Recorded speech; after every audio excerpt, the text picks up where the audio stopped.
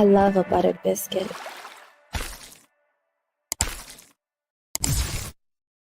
Good evening, all you fine ladies and gentlemen, boys and girls, and all of the weirdos from around the world. Here we are again for another crazy antics of night-filled entertainment.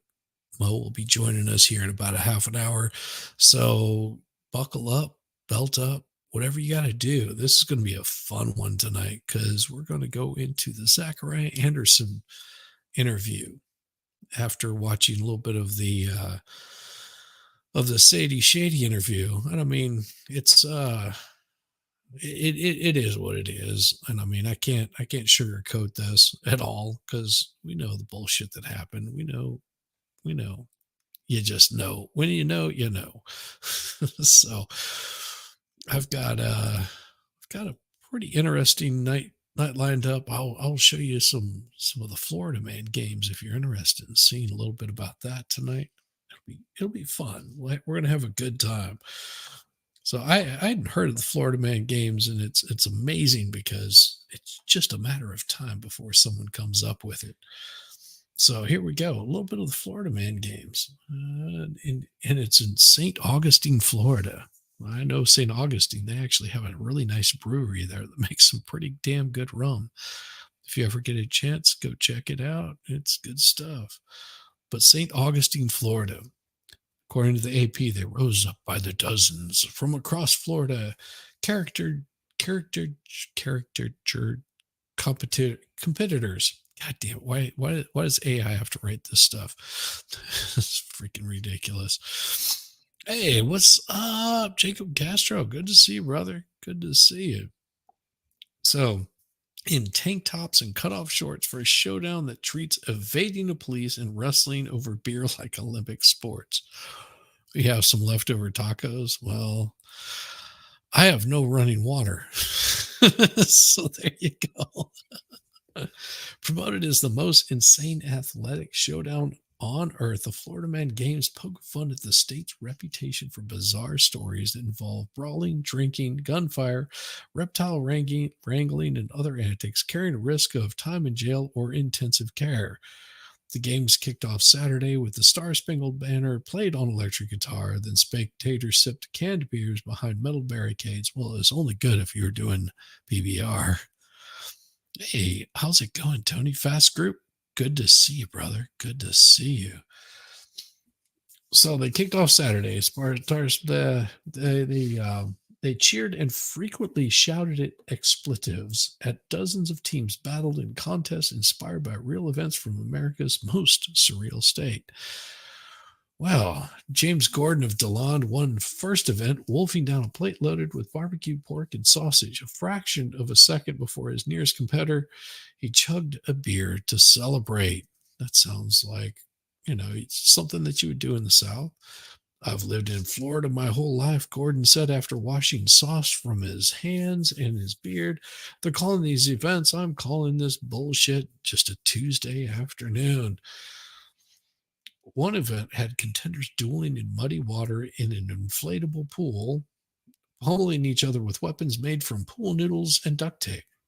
Another was a theft simulated relay in which competitors raced while toting a pair of bicycles, copper pipes, and catalytic converters.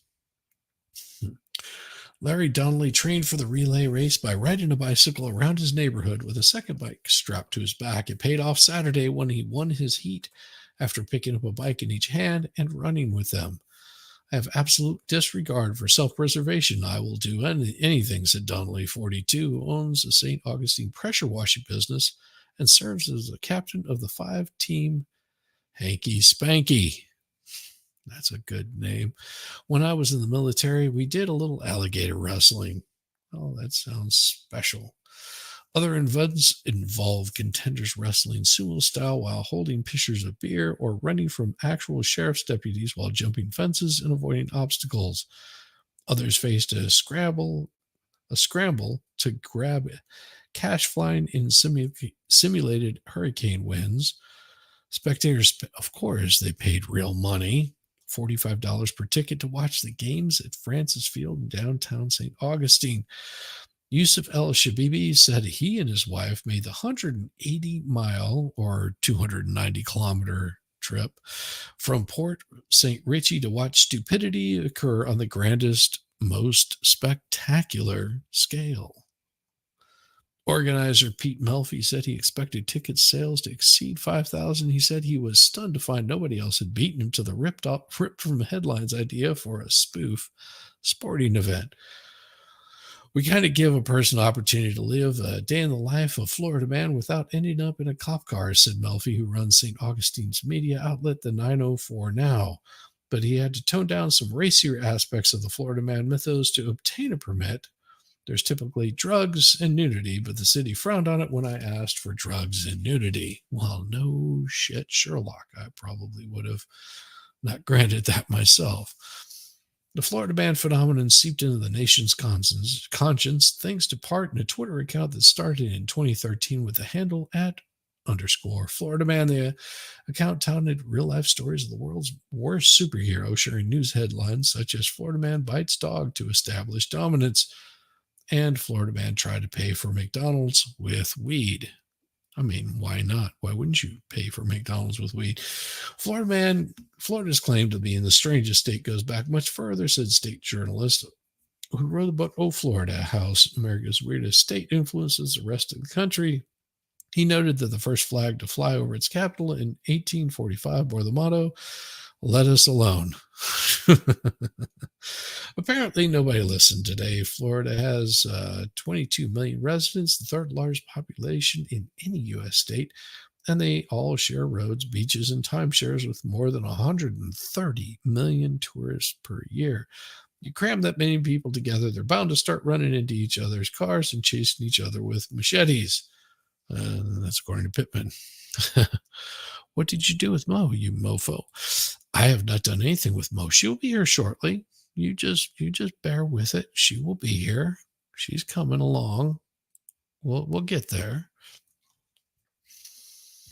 Sally Yarborough and her daughter Daniel Yarborough got tickets as a Christmas gift from their boss, along with a case of vodka. Hopefully, more women will be here like us, Danielle said. We're usually the rowdy ones. I wonder if that's our Danielle. No, not our Danielle. The only women's event Saturday was Florida Ma'am Pinup Contest. That should change if the games continue, said Lori Ice Frederick, a former competitor in the 1990s show American Gladiators, who served as judge in the Florida Man Games. I mean, that's going to be fun. I personally believe we need Florida Women Games. Or maybe just put women against the men. That'd probably be about the same.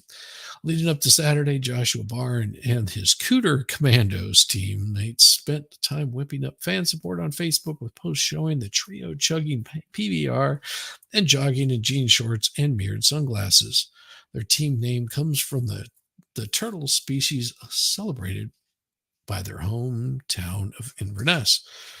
The Commandos didn't stop with online promotion, trash talking of rival teams. Barr, a 37-year-old movie reviewer and podcaster, said they also printed T-shirts, temporary tattoos, and a large custom flag to wave on the field. We might be taking it more seriously than most people. You just kind of just have to be part of the joke at this point. Well, and there you go. Florida Man Games. Well, Danielle does live in Florida, and she does have a dad. But I don't think her last name is Yarborough. I don't think she would give out her name if it was. But that's pretty damn funny. Yes, Danielle does live in Florida, but no, that is not her. That is somebody else. But it's fun to see that people are having fun and knowing that they've been locked down for, I don't know, the past 4 years. That maybe it's about time to get out and have a good time. Just have a good time. Like we'll do a little bit of catch up on the Sadie Beachnuts interview, and then we'll kick it over onto the Zachariah Anderson interview, which was probably a little more dark whenever you see some of the things that this skank had to say. I'm just saying. it puts it a little bit more into perspective that they went after Zach after this. Danielle, only if your last name is Yarborough. And I would say a case of vodka is not healthy for you.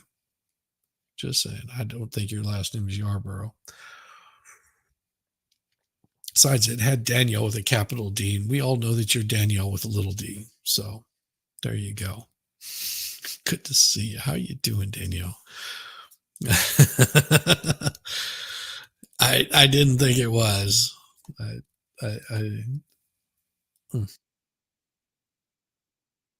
What I'll do is I'll bring up a little bit of the Shady Sadie, a little bit of the earlier interviews that she was giving, and whenever Mo gets here, we'll kick over to Danielle.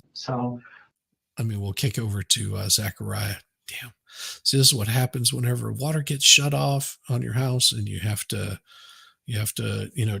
drink alcohol to substitute for the missing water. I'm just kidding. No, I did. We had a water line that's broken on our house last night, so it'll be tomorrow sometime that we'll get water back on our house. It's awesome! Hooray! Party central. So I'm drinking liquid courage tonight. If you haven't, then you can always join me. It's entirely up to you.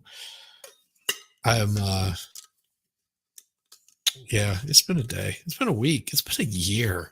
Jesus Christ, it isn't even March, and I've already established death and destruction. So, that's how it goes. Death and destruction for 2024.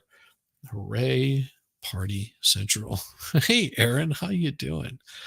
Glad you could make it in here. Good to see you. Yeah, we'll be getting on with the Zach interview, because tonight is the we swap over to Zachariah Anderson, and that's what we'll be talking about. Mo will be joining up with us whenever she does.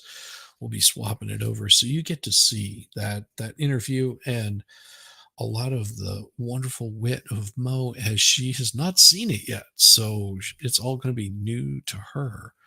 And it'll probably piss her off. I imagine that it will. Because it wasn't really anything big. And then I was going to Mexico beginning of March. So March 3rd. So yeah, she goes into a little bit of this bullshit. I think it was or something. I think more whining and complaining. Still have the text messages, but it was text messages. You're in Mexico. That it was this jealous thing of you're down there messing around, screwing people. No, she was. She was totally screwing. No, I never told him about his name. I never told him anything at all. I did We didn't have to tell about his name because the daughter would have given the name. Mom, I picture Sadie as not being able to keep her mouth shut for about the amount of time that it takes to swallow down a chode. So I don't imagine that she was quiet talking to her daughter at all. It's become very obvious that she likes to share and overshare with her daughter. Hey, Dave, good to see you. Good to see you, Dave Umberger. It's wonderful. He called me on the phone one time when we were in the car and who's that? And I said, oh, that's my friend Leo. And she's like, oh, who's that? I'm like, he's just a friend, because that was, how that was. So I assume that name came from. Whenever you heard those blanks, she was saying coming from the daughter. That's where the daughter more than likely talked about it. Of course, it could be anything. She's afraid of her dad. I will just tell you that in a sense. So here she goes saying that she's afraid of her dad. Okay, why is she afraid of her dad? Has that been established? Those are facts, not in evidence. Other than the daughter saying she's afraid of her dad. Well, why would you be afraid of your dad? And if you ask, these are questions that I would think that somebody would have been asking, why, daughter? Why are you afraid of your dad? What has he done to scare you? And mainly it's, from what I gather, it's just the shit talking that mom's been doing that makes the daughter afraid of her dad. Moms are pretty crappy like that. Not all of them, but some of them can be really crappy. And she will do whatever he says. Yeah. It sounds like a pretty controlling dude. So Really?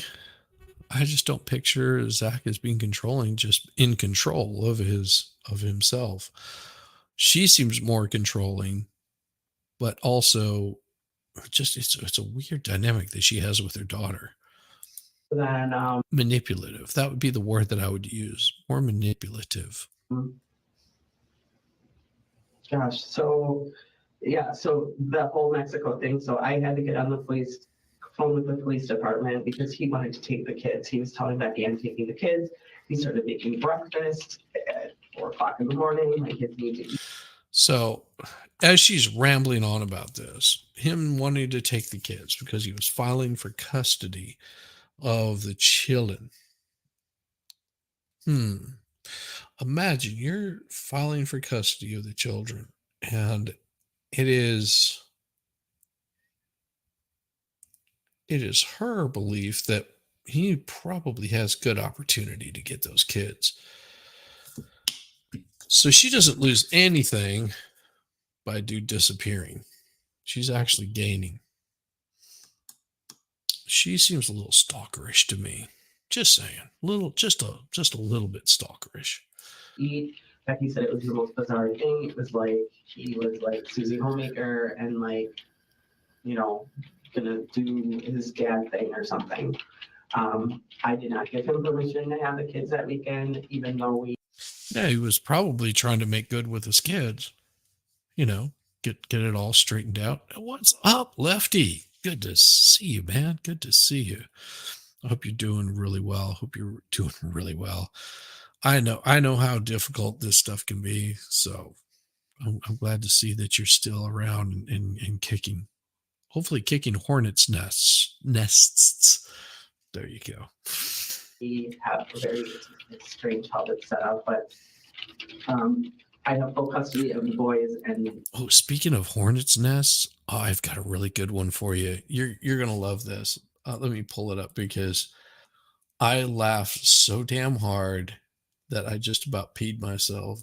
I'll show it again tomorrow because it is damn hilarious. Give me a second. I will find it here. It was a giggle and a half. Whenever I started watching, I was like, oh yeah, here it is. Damn it. Let me pull this up. All right. You guys are going to love this. You never kicked a hornet's nest, but one time I was shifting as I walked by. Oh, this will make you laugh. This should put a smile on your face. Now, don't laugh. Complete like what they think I'm gonna say because most of the time they're wrong, and so just like to let me like finish my thoughts and sentences. Complete like what they think I'm. Come on, that's. Sorry, I'm bad. I shouldn't do stuff like that. That's not funny. Damn it. Oh, I had to do it though. I had to do it. Just couldn't help it. Here we go. I got something better for you. So this is the kind of tricks that you play on people whenever they've been drinking. You do this. 1, 2.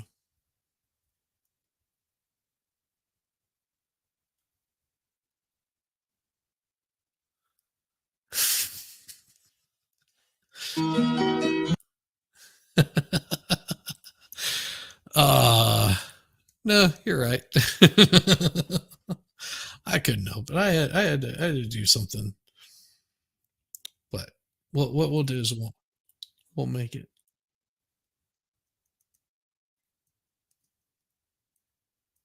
Here we go. Here we go. This will be good. This will be good for you. There you go. Eu posso saber o que está acontecendo aqui, Bruce? Posso saber o que? Who made all this mess? You did it. You had nothing to do with it, Huxley. Who did?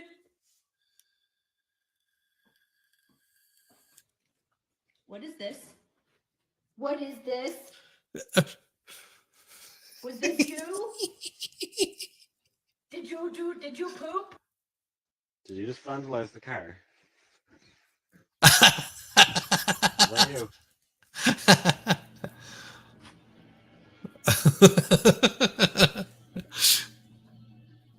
Jasper. Oh, they're gonna get me in trouble with damn music. Oh, son of a bitch.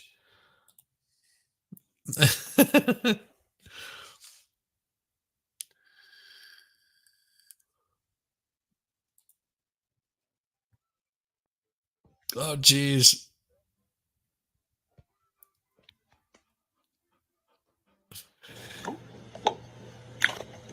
Oh, no, I'm good. You don't smack the shit out of this dude over here. He's like, no, I ain't touching that. You want me to touch that? No, I don't think so. Yes. I try to put a little bit of humor in here sometimes. Good Lord. I mean, come on. We went from talking about the Florida Man games to, Florida Man games. There you go. Placement of the boys, and we got 50-50 custody. What is that? My grandpa, after my grandma died, had this con artist for a girlfriend. I grew up on a farm where we had sheep and cows. Oh, jeez.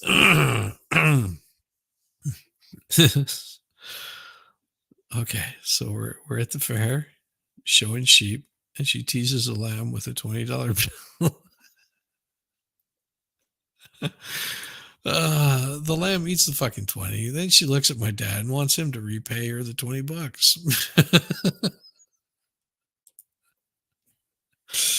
Well, did she get some? I mean,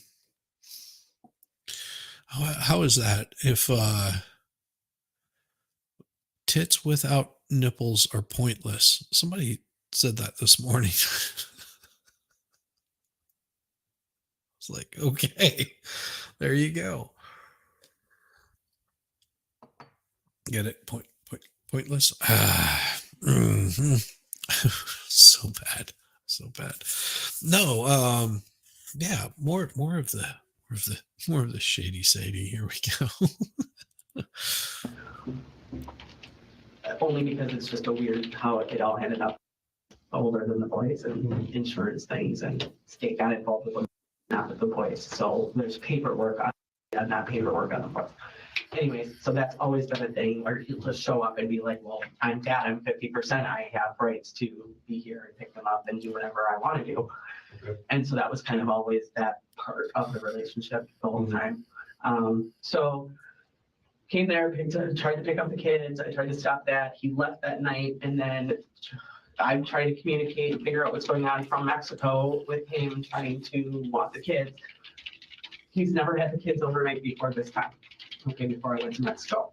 Never had an overnight with the kids. His house was never set up to have any kind of rooms or anything. He just lived there. All right, then we gotta find something better here. Just not, I'm scared of you. I'm on pins. And Kids are scared. so she was upset because she thought that he was saying I love you and I was saying I love you, and she didn't know this person, and she was wondering, like, she's like, Holy cow. Good to see you, Texas Jen. Good to see you. Oh, we'll have closed captioning for the other half of this.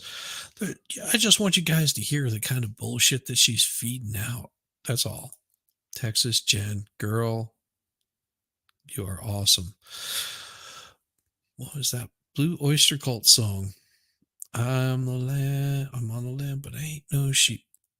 You know, it was funny. We were talking today on Farrell's chat, and I was talking about a song by the Dead Kennedys, and then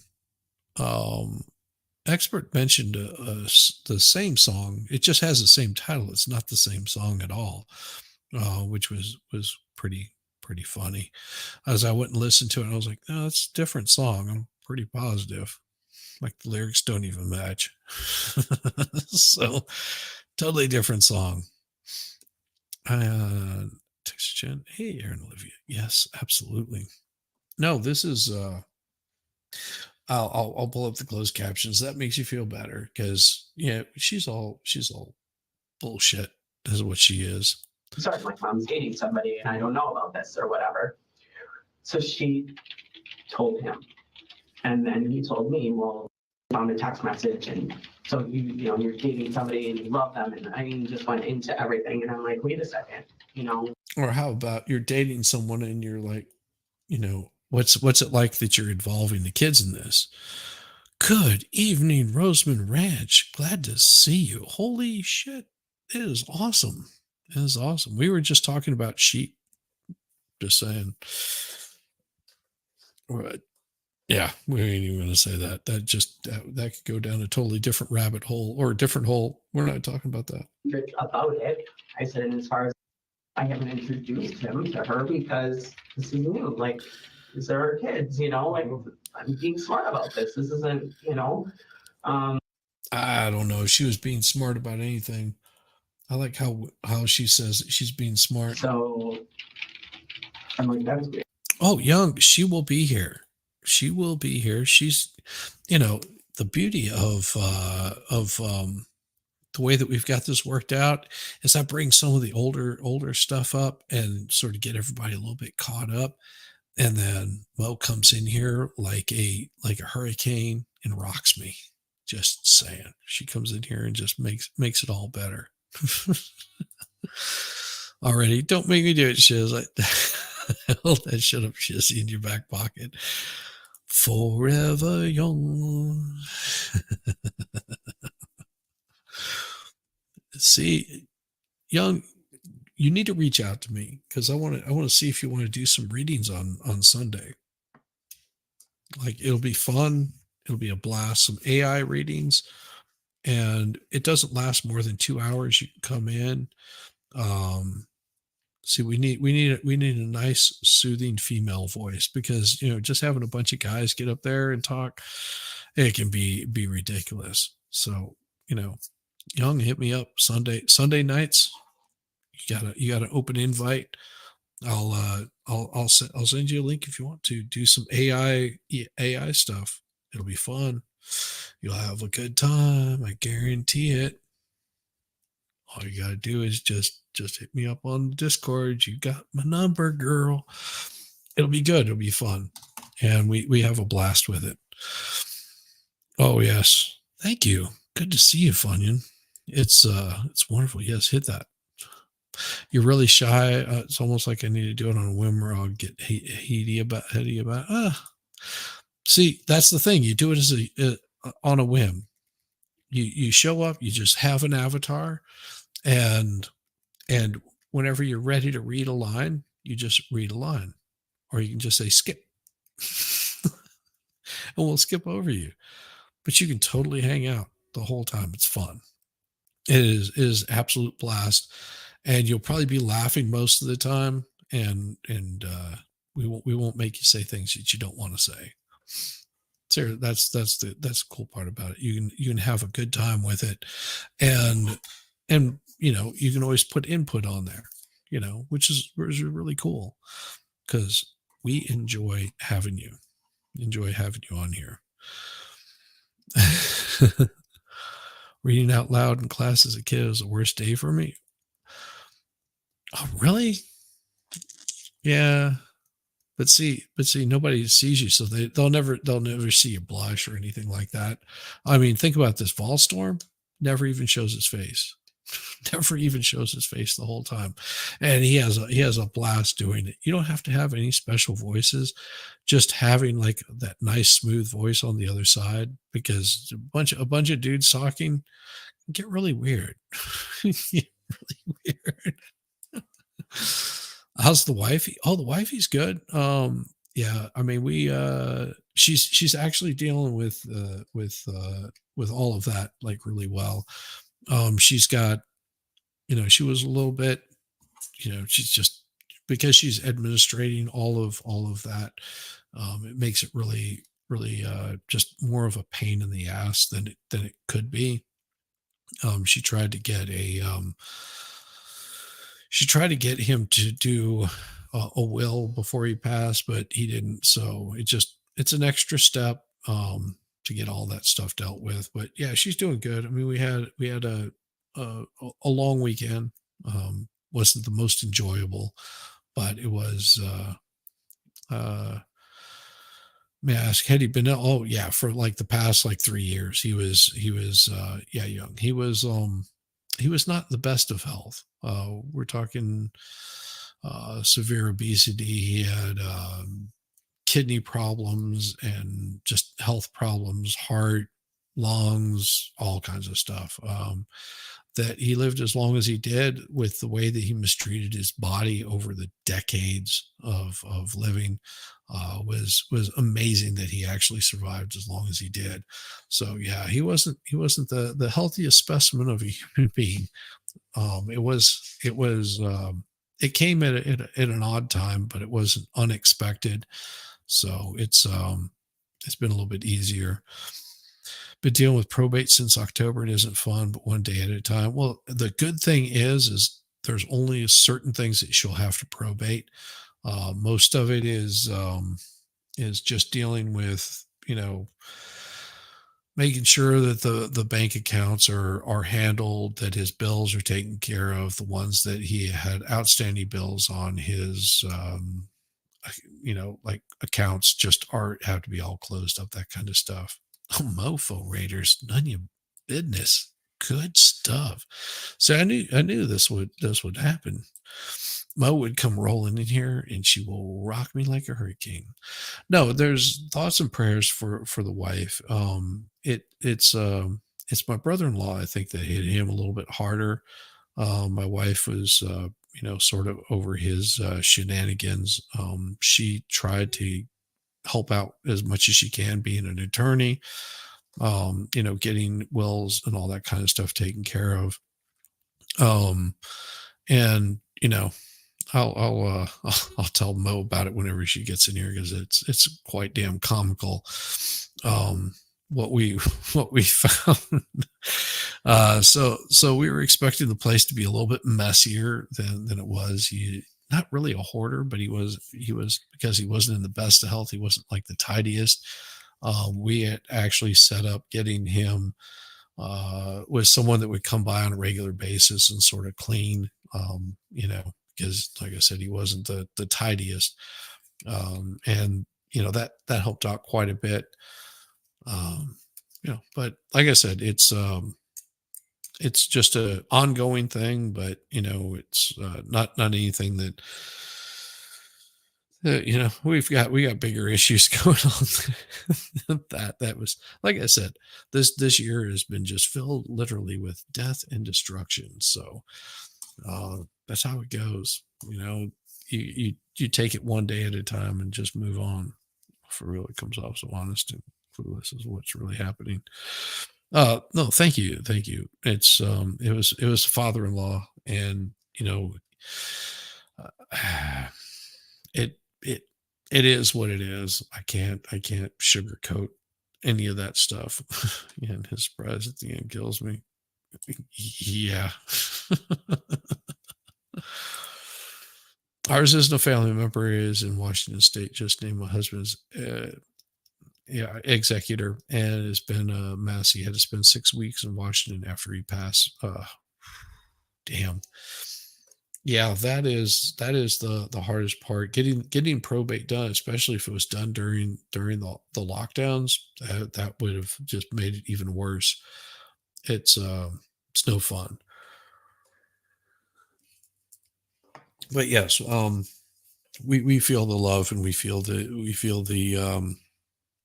all of the, anguish that comes along with that. I mean, the his sister came in, and were were quite helpful. A friend of the family that is ironically my wife had a crush on him whenever she was 5 years old, and he had a crush on my wife's aunt whenever he was younger.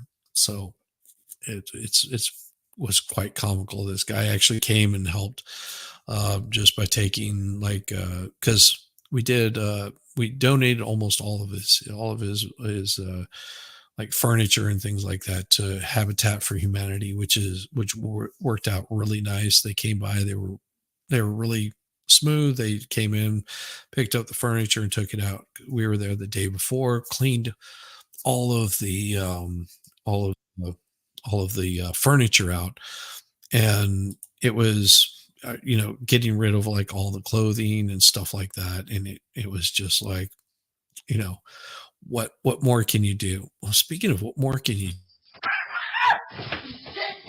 Stop. Okay, sorry.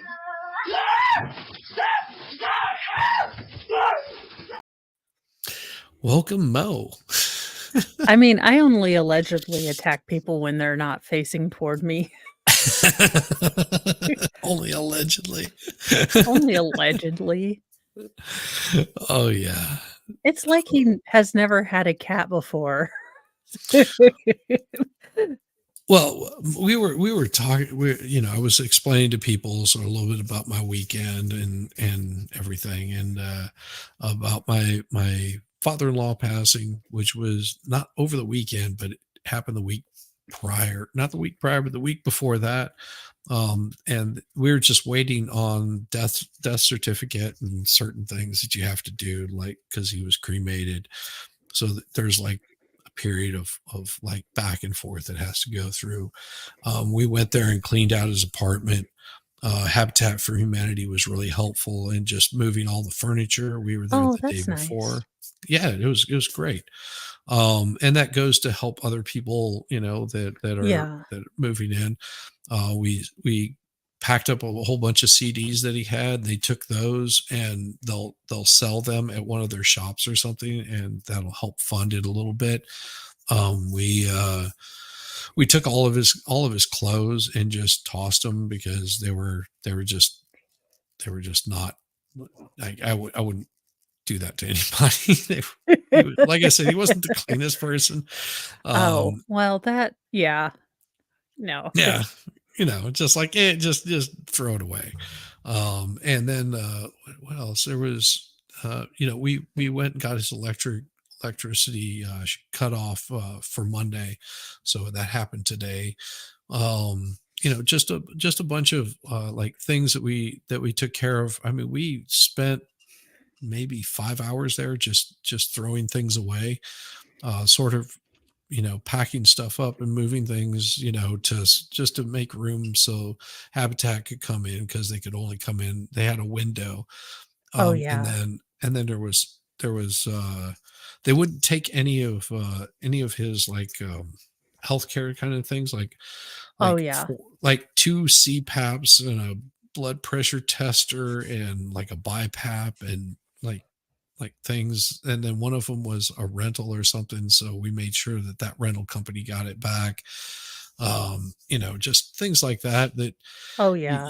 you can only do on a weekday, because they're all Yeah. closed on weekends. And then Saturday they came in, Habitat came in, they loaded everything up. We took out the deer head and the squirrel, the taxidermy deer head and squirrel, and put those in the dumpster.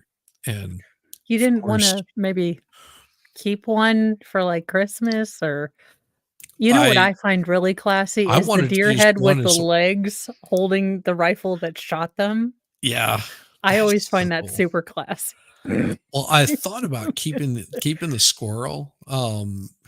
If it didn't come with so many bad things along with it, that would have been funny to give as a white elephant gift because it wasn't a small squirrel. Holy heck. No, it was a big old squirrel. But yeah, my brother-in-law got bit by the deer, of course. He threw it into the compactor and it crushed it down and opened it back up. And what he was going to do is reach in there and sort of turn it a little bit so it looked like his face was sticking up out of the trash. And because they wire the jaw shut, the piece of wire caught him on the thumb and poked him in the thumb. He jerks his hand back. I was like, "What, did it bite you?" I was like, "No, but damn wire sticking out of its jaw poked me." Even in death, deer are bloodthirsty. I'm telling you. Bloodthirsty little bastards. So yeah, that was, and I mean, I think it hit my brother-in-law just a little bit harder because he knows that his children are never going to know their grandfather. They've only met him twice, so it hit him a little bit harder than it did my wife. And was probably the reason why it was easier for my wife to be administrator of his estate. And they're pretty much just like, yeah, everything, we're just going to split down 50-50 cost, all that kind of stuff. We'll just, we'll figure this out. My brother-in-law and wife have a good relationship, and that's good. So it's just like, yeah, this it is what it is. They're I think the mother-in-law, that's going to be probably a more difficult one for them to deal with, just because, all of her quirkiness. But yeah, but then of course we got back from being out of town, dealing with all of that crap, and they've dug up our front yard because they're resealing the foundation, and the guy shows up and he was like, "Yeah, we're filling that back in tonight." I was like, "Sweet," and they fill it back in, and they busted the water line after filling it back in because they've sealed the foundation being like in heavy quotations with a slap upside the head, because as the water line is busted,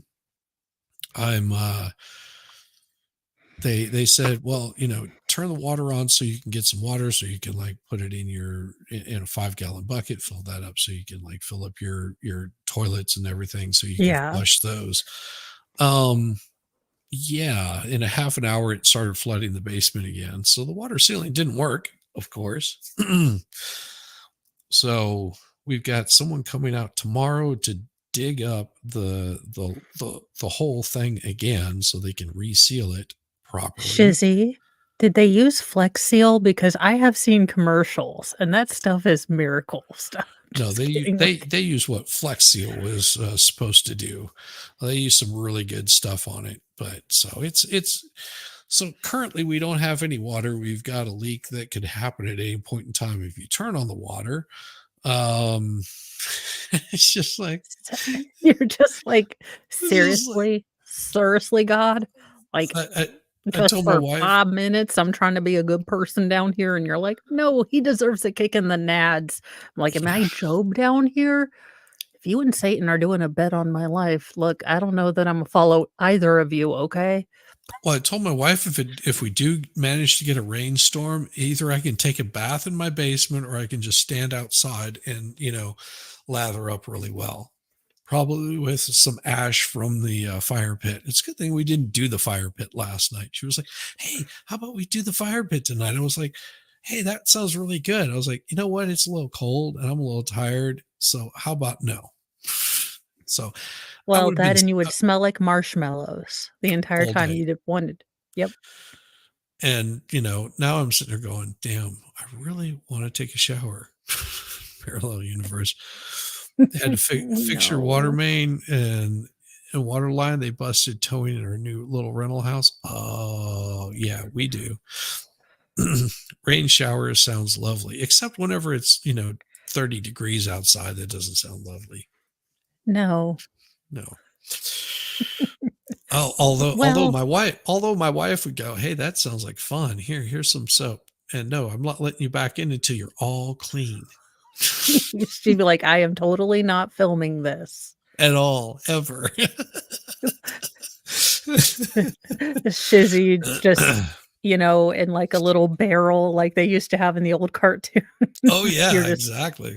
washing Yeah. outside. Well, we do have water barrels around the house, so I could always use that if I needed to grab some extra water for the toilet. Are you allowed to have rainwater barrels? Because, some places that's illegal. We don't live in California. We live in Georgia. So just not having an alligator in there Yes, is the issue. Frogs are okay. We've had a couple of frogs in there, which is really cool because especially when the water gets low, you hear herb, herb, herb coming out of the barrel. It's like, God dang it, I'm stuck in here. Like, hey, let me out. I can only kick my feet so long before I'm not going to make it. He's like, I'm a toad, not a frog. I can't even jump. Get your ass over here, someone. Yeah. Yeah. And I knew that the water line was going to break. I was like, this is going to be interesting to see. Because I came out and I was like, they dented the shit out of this whenever they were digging up everything. I was like, all it's going to need is one good push and that thing's going to break. I was like, yeah, I'm not going to say anything. I'm going to let them deal with it. Because if it does break, then it ends up falling back on them. Yeah, true. So yeah, they're having to go all the way to the street to do this. Did they not call the number that you're supposed to call? The 1-800? Yeah. 811. Yeah, but they don't do water lines. Who the hell does water lines? They do gas and electric. I have no idea. Yeah, they don't do water lines. So yeah, the water main is going to be replaced from the meter to the house, which means that they're going to be digging in between two. A poplar and a hickory. They're going to be digging in between, which it's a very big possibility if they destroy the roots enough that we will have to have those trees removed. And if we have those trees removed, we're just going to remove all 4 of them in the front yard and replace them with something smaller that's going to be not as tall. Because, these are, 80, 90 foot tall trees. Yeah. That have been here since, before the 60s, 50s, possibly. So, trees, they're quite old.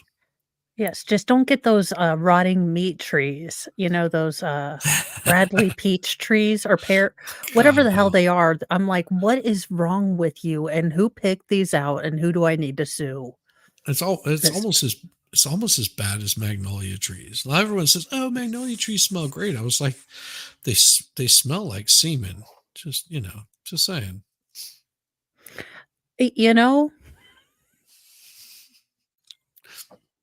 I never would have made the correlation. I would have said, rotting flowers, but just saying. Well, there you go. So yeah. Oh, speaking of rotting flowers, we've got this Zachariah Anderson interview that you have not seen yet. No, but I do like that we saw the kind of preview. So I do like that they've got a Pokemon evolution, so they're like semi-detectives now. Like they go in asking questions.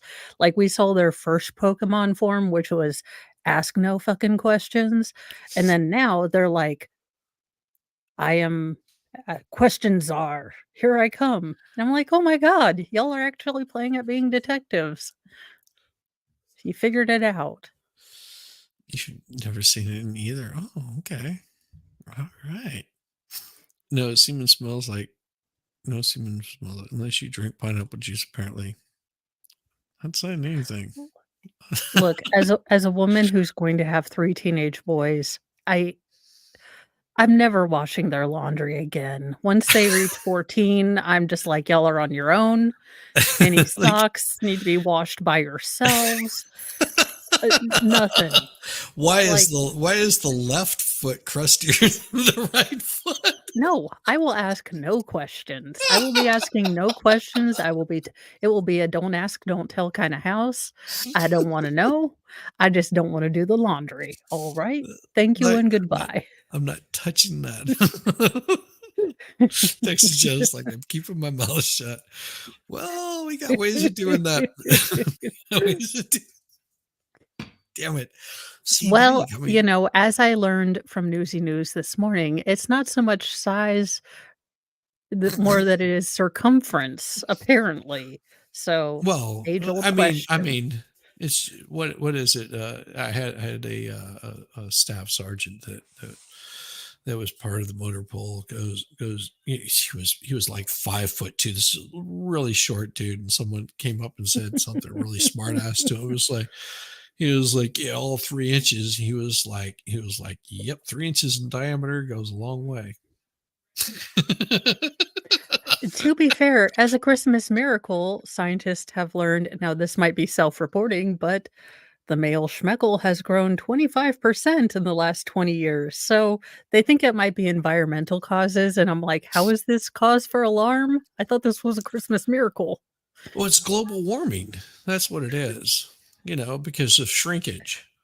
During global cooling, it tends to shrink. If dudes find this out, they're going to be burning tires on their front lawns. Okay. Come on, 900 degrees. I hope so. I mean, what my old bandmate, his father used to put hogs heads out there so the flies would take all of the carcass off of it so he could save the skull. That and deer, whatever, it didn't matter. Well, because he wanted to keep the skull, and the flies would come and they would just I know, eat but all you're of the rotting saying flesh keep off of the it. skull like it's a normal thing that people do. What? You never seen it like a deer skull or a boar skull? Looks really cool. No, I've never enacted Lord of the Flies on my front lawn. Well, can't say I've ever done that. I mean, I have thought about, damn, they were mean to Piggy, but well, I never they were thought. mean to Piggy. To be fair, he should have known that the glasses were going to get him.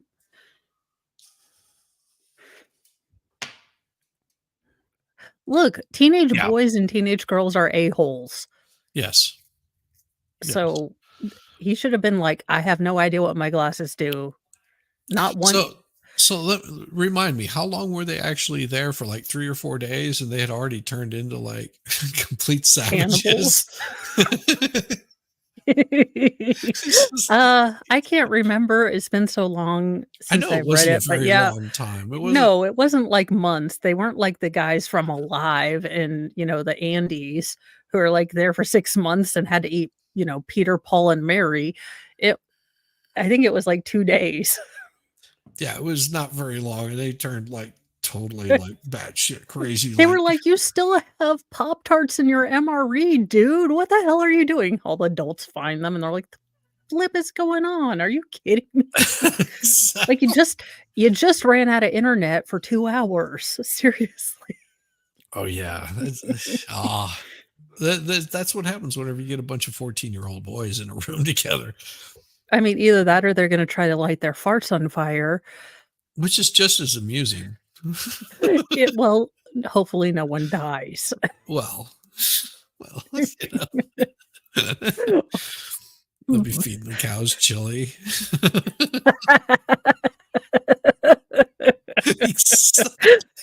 I sent that to Mr. Mo and he's like, what in the actual hell do you put on your channel? I was like, all the dumb things, but Merry Christmas.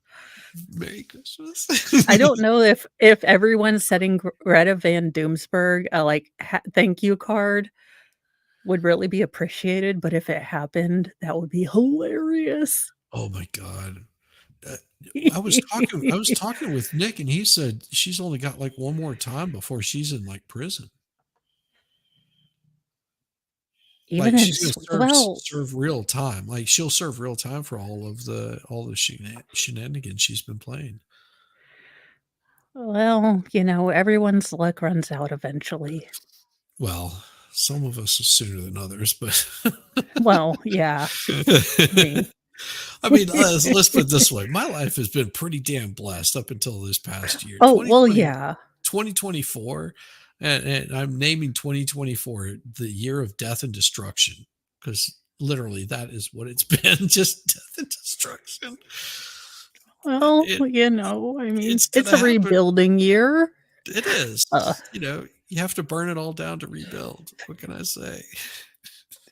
As goes Shizzy's house, as goes the country, as goes the world. Hey, no, it'll get better by November. Well, and you saw that Nikki Haley lost South Carolina. Oh my God. Surprise. It's I was shocked because I heard she was anti-establishment and all the men were out to get her. And oh yeah. Gavin Newsom said she was their proxy, which may have helped and or hurt her. Yeah. I'm just like and I make fun of this stuff on a regular basis. Nick got on today and he was just like, he sort of derailed it, which is fine. I don't mind. I was like, it's wonderful having Nick on. It is. And it's like, yeah, because that's some of the stuff I was going to cover. She is what she is, and I don't know why she still hasn't dropped out, but whatever. I guess some people like getting kicked in the nads a few times before they say, hey, that was enough. Oh, that's right, she doesn't have any. Well, Damn. that brings me to a really famous King of the Hill line where Bobby's gone on this kick of, I don't know you.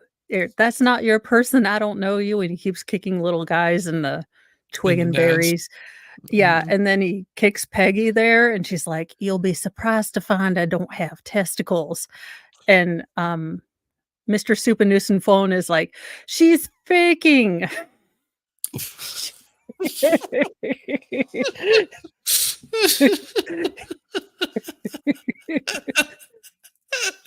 Oh God. Let's see what we got. Anything questionable in clothing with teenagers immediately goes in the trash. Walmart is cheap and affordable. Hey, yeah. Yeah. Well- What does that say? Okay, chat. Can't play for a while. We'll have to listen. Okay, we got you. Yeah. All right. Well, while you're listening, we'll kick in this here, and then of course it has a wonderful intro by Velvety Media. Yes. So he did his own little twist on this right here, and of course MLS is the one that captured all of this and did a lot of the editing, so we didn't have to worry about it. Thank you, both of those guys. If you haven't subbed to them, make sure that you do, and also make sure that you sub to my wonderful co-host here, Mointhedeepend. And of course, we're still trying to get Farrell to 500. And we don't mean like 500 lays. We're talking about 500 subscribers. Hey, two things can be true at once. Well, that the lays part is up to her. The subscriber part is up to you. So yes.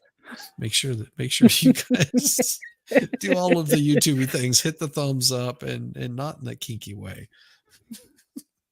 Or at least wash your keyboard if it is in the kinky way. Lysol wipes are a thing. They are. So is the magic eraser. I can't use it on your eyes, but it'll erase a lot of stuff. Well, I did have to look. I saw the most disturbing story and I had to share it with everyone this morning because Jill Biden wrote in a book from the First Ladies, From Someone to Someone, that the key to her and Joe's marriage is frequent smexy time. And I was like, my eyes. Misery enjoys company. I'm going to make sure everyone sees this. Frequent smexy time? So who is she having smexy time with? Allegedly Joe. Because Joe has apparently told everyone that they have all the smexy time. Well, apparently Joe can't remember, so it seems like a fresh piece every single time. And most of the time he's going, well, actually, come scrub my back. Just saying, there's been tales told. Jill's just telling him it happened, and he's over here trying to keep his dog from attacking a dignitary. Yeah. Hey, that's not a dog. That's my son, Hunter. Either way. Either way, same thing. Saving democracy for a new generation. Just a back chair, please. Sure, No, sure. you want a glass of water or anything? Yeah, I am thirsty. Please help me. Cool. Yep. Okay, Just have a seat and the detective will be in. Yeah.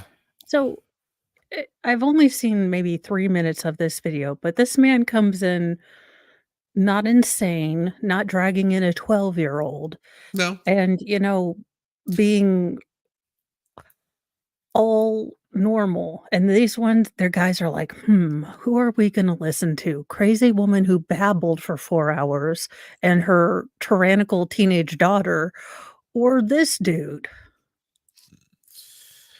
Yeah. And once you see how chill and calm he is about everything and his explanations for everything, you're just like, why? Huh? Like, he seems like he's got his head on straight. He's not trying to circumvent things. He's not trying to make up stories. He's just as clear as day on every single thing. Has a, oh yeah, I figured this was going to happen. That she was going to be calling the cops because this is the kind of bitch whore that she is. Help me back with your water. Right on. Thank you. Thank you. He's used to this because he's been called in before for this kind of stuff. Just like, another day. Here I am. Tired. Dealing with BS. Thank you. I appreciate it.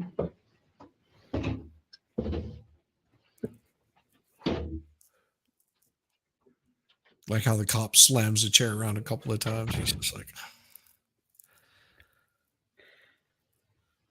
yeah. Notice the difference. Person who was the first person at the scene of a suspected crime, or this dude. yeah.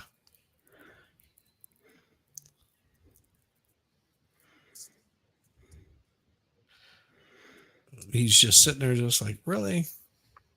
Look, I'm being pulled in for this stuff. Like, Hey, how's it going? Yeah. Well, I'm Detective Korea. This is Detective Mointhedeepend. Come on, man. Good area, with the police department, obviously. yeah, figure that out. yep, I've been here. All right, just before we get going, can you spell your first name for me? Sure. Zach. Yep. ARIAH. All right, and the middle initial? J. But wait, Zachariah. That's fine. Okay.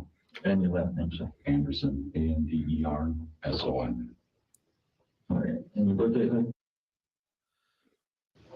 And then your current address. 102 Bubble Street. My birth date is happy days. Really, I think. I'm sorry, what was the zip code? 53092. All right, phone number? This is Detective. Yep. My phone number is 8675309. 309. Any other addresses? You get mail there or anything like that? PO boxes? No, that's that one's fine. All right, it's your only address. Correct. That's what it looks like. Yeah, I mean, That's what I said. I might be moving soon, but All right, Zach, currently you are in custody, as you're aware.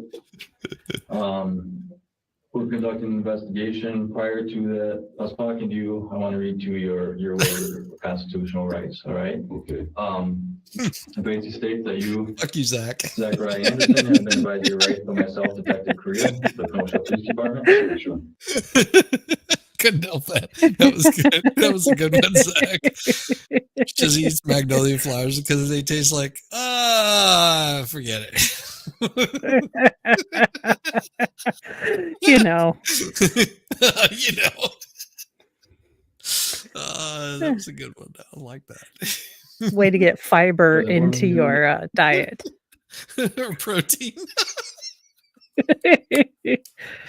No joke. Okay, this is serious because in 8th grade you have sex ed, right? but well, in Oh, my yes. growing up as a kid in the Midwest, that's whenever we did sex ed was in the 8th grade. So they come in, and of course the teacher that's giving this sex ed class, she's probably in her 20s. I mean, Oh, and no. and so she's has to show these damn films, and of course it is basically a bunch of let's put it this way, I was the lightest skinned person in the room during this. So well, besides her, I think she was the other one. Well, And and they rarely update those from the early 70s. So, yeah. So I remember this one girl, Keisha was her name. She was quite damned attractive, and she asks a question after the film, and she says to the teacher, is there any problem if you're like you swallow semen? And the teacher was like, no. I mean, there's protein in it, so I doubt it's going to hurt you. Yeah, the protein shakes jokes after that. Like, God. everybody asking Keisha if she wanted a protein shake, and just like, Oh, no. I mean, I remember. I really felt bad because it was just like, oh, geez, this is one of those questions that, like, she's like asking a serious question, like, Yeah. she doesn't know. She's thinking, well, maybe I could get pregnant if I swallowed that or something. I don't know. I mean, it She's not seems like a informed on this. logical question if you didn't know. And thinking that she's in a safe space, of course, you get a bunch of brothers that are just like, oh yeah, like if anybody asked that, they would have totally just been all over it. I mean, I to loved it. be fair, when I first saw the sort of anatomical pictures I was just like, wait, people really do this, like, intentionally? Does anyone else know about this? Because this cannot be how we reproduce. Like, no. No, that's how you do Nope. it. I was like, this doesn't even look sanitary. And who would want to get that near to a boy? Oh yeah, no, seriously, and she was being very genuine and it was a Oh, very well, serious yeah. question, and I mean, and that poor teacher, I'd never seen anybody turn that red in my life. I mean, she went beet red because she was like, and I she give was like, up. she was like, guys, fucking stop it. Just like she was cool enough though. She was like, okay, if I hear you guys saying any shit like that in my classroom, I am giving you detention. You will be out. Like, I'm not playing that shit. Like, she was actually standing up for the girl, but Well, in that's the good. hallway she had no control over. Well, yeah. I mean, like, she's only your teacher for one period. She's not gonna save you from middle school, No, middle school. Oh God, high school. Well, we named a girl Socks in high school. Pretty sure it's not because of her knee highs, I'm guessing. No, it had to do with a band I was playing with that I toured with. Let's put it this way: she was feeling a little smexy towards the bass player, which wasn't me. I was just road crew, and the lead singer and the guitar player sort of were like knocking on the door, like, come on, dude, share. And the bass player was like, you guys are assholes, like, fuck off, and like yelling at him and stuff. And they looked over and they saw her shoes sitting there. Yeah, they sort of disappeared in separate corners. And whenever they came back, they sort of set the shoes down, and she came out of the bathroom, slipped on her shoes, and left. Yeah, she got named Socks after that. Oh, no. She had no idea. Yeah, sorry, Socks. He feels bad now. A little. Your experience of redemption may vary from person to person. Yeah. Let's put this out. I was not involved in that one. I just know about what happened. That's all. Well, you know, we all have our things that we do when we're Yeah. part of a band. Boys have cooties. That's what we tell our granddaughters, as you should. Yeah. And if you were looking for like a safe space to talk about things, no, we're not safe. Oh no. There's such without meaning to. Yes. Older brothers are bad about that stuff. Well, we'll get back into Zach here. I'm sorry. Yeah. Derailing. Yeah, you have the right to remain silent and to refuse to answer questions or make a statement. Any answers or statement you make may be used in evidence against you. You have the right to consult with and have present your attorney before and during any interrogation. If you cannot afford an attorney, you have the right to ask for a court-appointed attorney before being interrogated. You also have the right to stop or answer questions at any time that you wish. Okay, ask for your lawyer now. That I currently have read to you. Yeah, as a rule of advice, as soon as you hear this, write down on a piece of paper, my lawyer, and say nothing more ever. Because now you need an advocate that's going to speak for you, and he's going to say everything that needs to be said. You don't answer any questions. You don't say anything. And him being, just being the guy that he is like, yeah, okay. I've gone through this before. I've got nothing to hide. Whatever. Ask away. Whatever questions you have. There's probably a logical reason behind all this bullshit, as there has been before.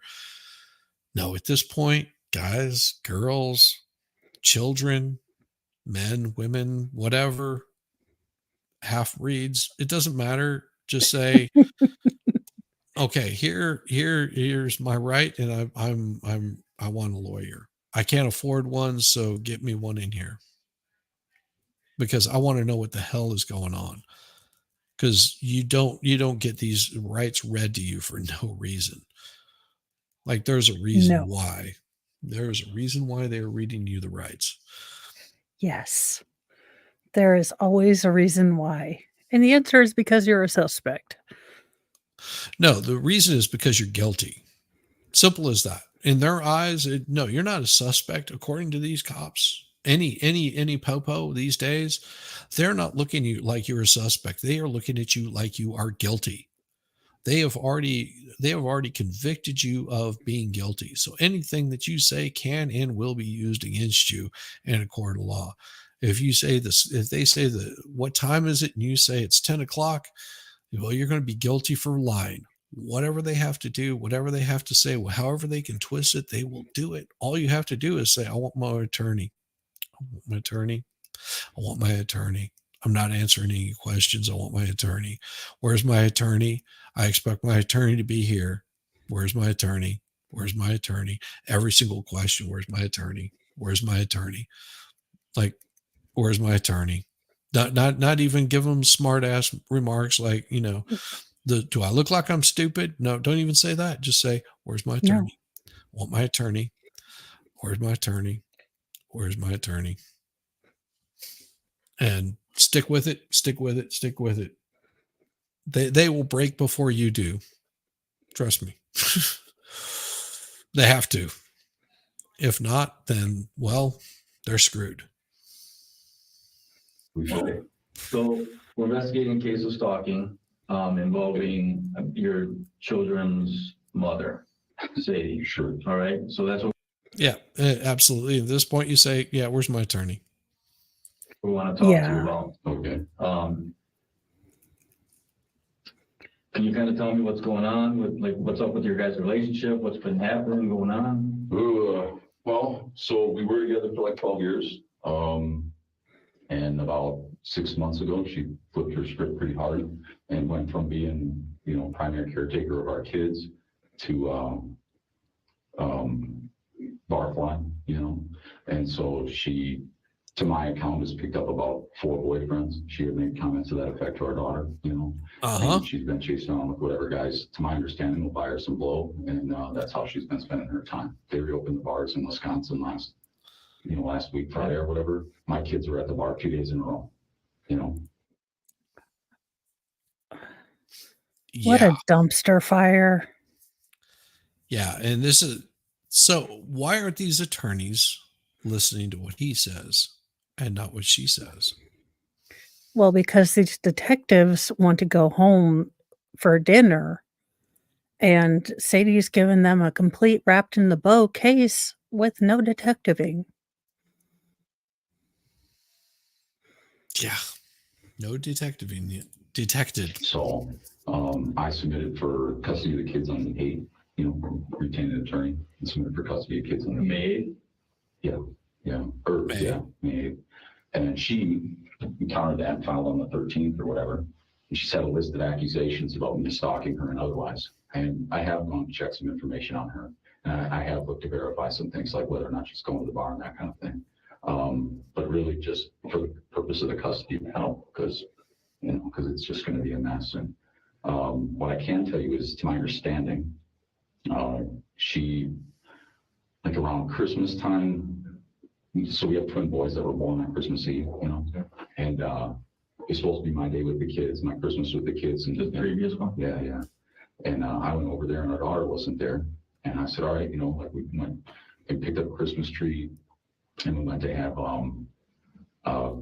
set up the Christmas tree at her house because she has primary placement of the kids, you know. And so put it all together and that kind of stuff. I came over in the morning, all the kids were supposed to be there, daughter's not there. And I'm like, maybe about 11:30, you know, like asking her, are you going to go get, you know, this is supposed to be my Christmas. Like the boys want to open their presents. It's, you know, almost the afternoon holiday or whatever. And she's all shitty with me, you know, shut your bitch mouth and stuff. And I'm like, what the fuck? You know, I'm supposed to have the day with the kids. This is our Christmas, right? Like, Yeah, she told him to shut his bitch mouth. And I could see her saying that too. Just the way that I can she see her acts. saying that. And I can see her saying it in front of the kids too. Oh, And God, yeah. and I can see her spewing all sorts of venom, you know, while the daughter's there. And the daughter is not dumb. The daughter knows, if I play mom against dad and dad against mom, I might get to do more stuff, or I can at least play people around. Well, and that's the thing. Daughter isn't even there. Well, Like, yeah, it's but going on 11:30 and he's supposed to be spending time with the kids. He brought over a Christmas tree and helped him get it set up. It was just like, okay, so where's daughter? Where's oldest child that we're supposed to be spending time? You know, this is sort of my time with her. yeah. This is like my weekend to be spending time with her. And, you know, you got the twins there, but where's the oldest? And this is where it gets crazy. So this is where our oldest daughter says, I was afraid of him and that's why I didn't want to go. I said I was sick. No, it gets worse than that. You just listen. Supposed to have the day with the kids. This is our Christmas, right? Like you get the kids tomorrow for Christmas Day itself, but you know, what are you shitting on the day for or whatever? And she tries to hit me with the broom in the face, just spins around, tries to cloud me with the broom in the face, and turns into this big old exchange between her and I. Shoves me into the door like 4 times and then screaming, runs outside, calls the cops. Cops show up, they arrest me. And I'm like, what the fuck are you arresting me for? She put her hands on me. I mean, I made fun of her or whatever, but talked some shit, hollered back and forth, but I didn't do anything to her. So they hauled me away, you know, like, all right. So that's what happened. So he shows up because he's trying to get to, he like says, hey, Yeah. where's the kids? And she starts getting smart with him and he, you know, says something smart ass. Never a good idea. If you already got a woman pissed off, there's no reason to piss them off even more. I understand it makes you feel better in the moment, but it's not going to work out well for you. Just go, I am the cool, reasonable one, not trying to be a dick here, but you can see they didn't have the greatest relationship or else they would have still be together. So, you know, she ends up clocking him with a broom and like attacking him a few times. And he's just like, you know, fuck off, you fat whatever. And, you cream puff pie woman, whatever the hell he called her. And she was just like, calls the cops, and cops, whenever they show up, they are taking someone away. Oh yeah. And if you're a man, you're more than likely going to be the one taken away. Even if you have stab wounds, seriously. Oh, absolutely. Yeah. It's think about this. If Antifa is marching through your neighborhood and they're throwing rocks and bottles and they're smashing out windows and they're destroying things, and you come out there and you snag one of them up that's on your property and you beat the snot out of them, guess who's going to jail? It doesn't matter that there's 50 or 60 of them. It's easier to deal with one that is more reasonable than dealing with 60 that are unreasonable. Yeah. So just know that, you see kind of crap like that go on. Just know that you're going to be the one that goes to jail if shit goes down. If they break into your house, if 10 people break into your house and are threatening to violate your wife and kids and do like horrible things to your pets, just know that if you do anything to them, that you're going to be the one that goes to jail. Although you're protecting yourself, you are going to be the one that gets hauled off. They will remove you out of the situation. Why? Because law-abiding citizens are easier to control. If you're a non-law-abiding citizen, well, shit, that means I might get my hands a little dirty. Might end up like, some particular Lord King George Floyd. Well, and you have seen such a disintegration of the police force that, the good ones are leaving because they're not going to, if I make a split-second decision and, something goes sideways, politicians, no one's going to have my back if, certain check boxes are clicked. And they're like, you know what? I'm not going to put my family through that. We've seen that the guy from Ferguson, I mean, he still has to walk with his head on a swivel. Oh, yeah. Hell, Zimmerman still has to walk around with his head on a swivel. Yeah.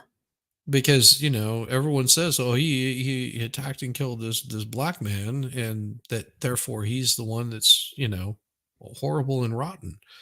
And if anybody ever actually watched the trial, they would realize, oh yeah, he had the knock big out of him.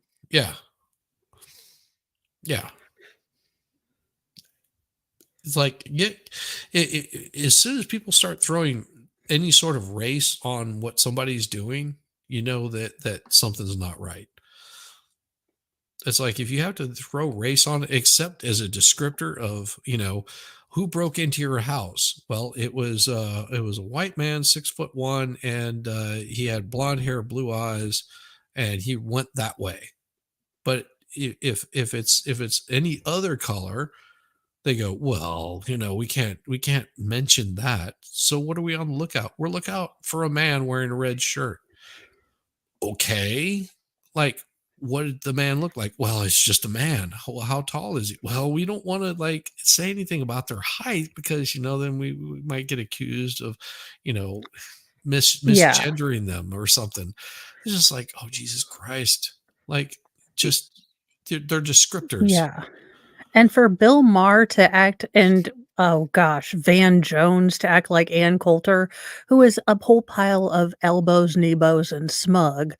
Yeah. Wasn't right about that. Like, they were both like, I have never even made a correlation along those lines. That can't possibly be true. Ann Coulter, didn't she date Bob Maher or something like that? Bill Maher? She dated Bill Maher, but I think that the cloud of smug that the two created caused ozone, issues. So they were told by various, secret government labs that they were going to have to separate. I saw, I think it was on Twitter. I saw the interview with Bill Maher and Gillian Anderson that did like the Mitchell's, yeah, the Biggest Loser. yeah thing. that girl. Like, and she was just like, yeah, I moved to Florida. Oh, it's so great. And he was like, you got to be kidding me. Like, well, and Yeah. she was just like, listen, someone broke into my house with duct tape and threatening me. And, in Malibu, like, we're not talking like poor neighborhood. We're talking about in a nice neighborhood, breaks into my neighborhood, and the dude's already been released, and he got released again, and he'll do it again. That's like, you try that shit in Florida, man. If you're able to even walk out of there, drag your rotting corpse out of that house fast enough, I'd be surprised, because they ain't gonna play. No. The sheriffs will come by after the homeowner's taken care of you and be like, we got that double tap for you, sir. Yep. We just made sure he was taken care of for you. Anything else we can do? And everyone's saying, well, because Florida is anti-gay. It's just like, where? Tell me where, because they've got nothing like that anywhere. How about them saying, yeah, we don't want you doing things to kids. Like I was listening to this thing with what's her face, Jean-Luc Picard, whatever, for press secretary for Biden. Yeah. Today, because it was only audio, there was no visual. And I was just like, okay, so you're saying that the Republicans got rid of Roe v. Wade. No, the Supreme Court got rid of Roe v. Wade because it was bad policy on a state level. Yeah. And what was that whole policy about in the first place? It was about killing children. So basically, just remember this, that Biden is riding hard on the fact that they consider healthcare killing children. That's good to know. I think that's a policy that I've heard somewhere before.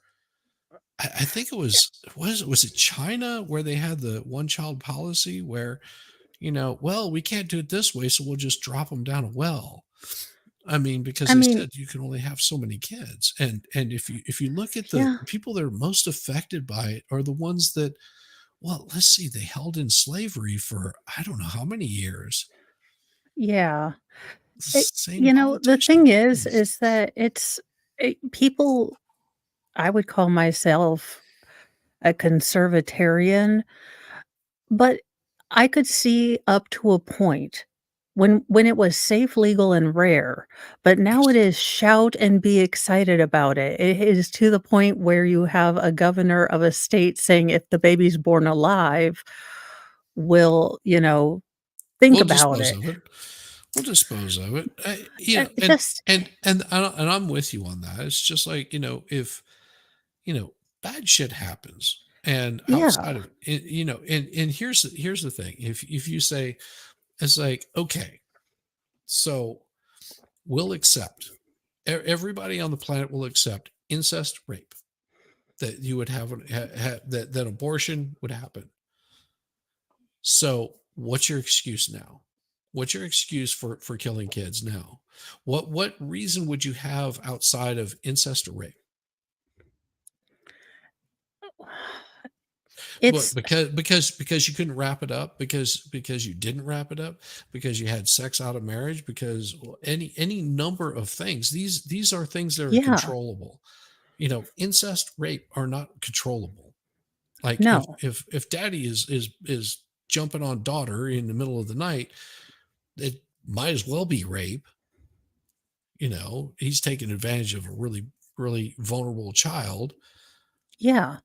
So okay, so where does that leave you? That leaves you, okay, so what about the rest of this? How about responsibility for your own actions? And if you can't take responsibility, go after dad. Make dad responsible.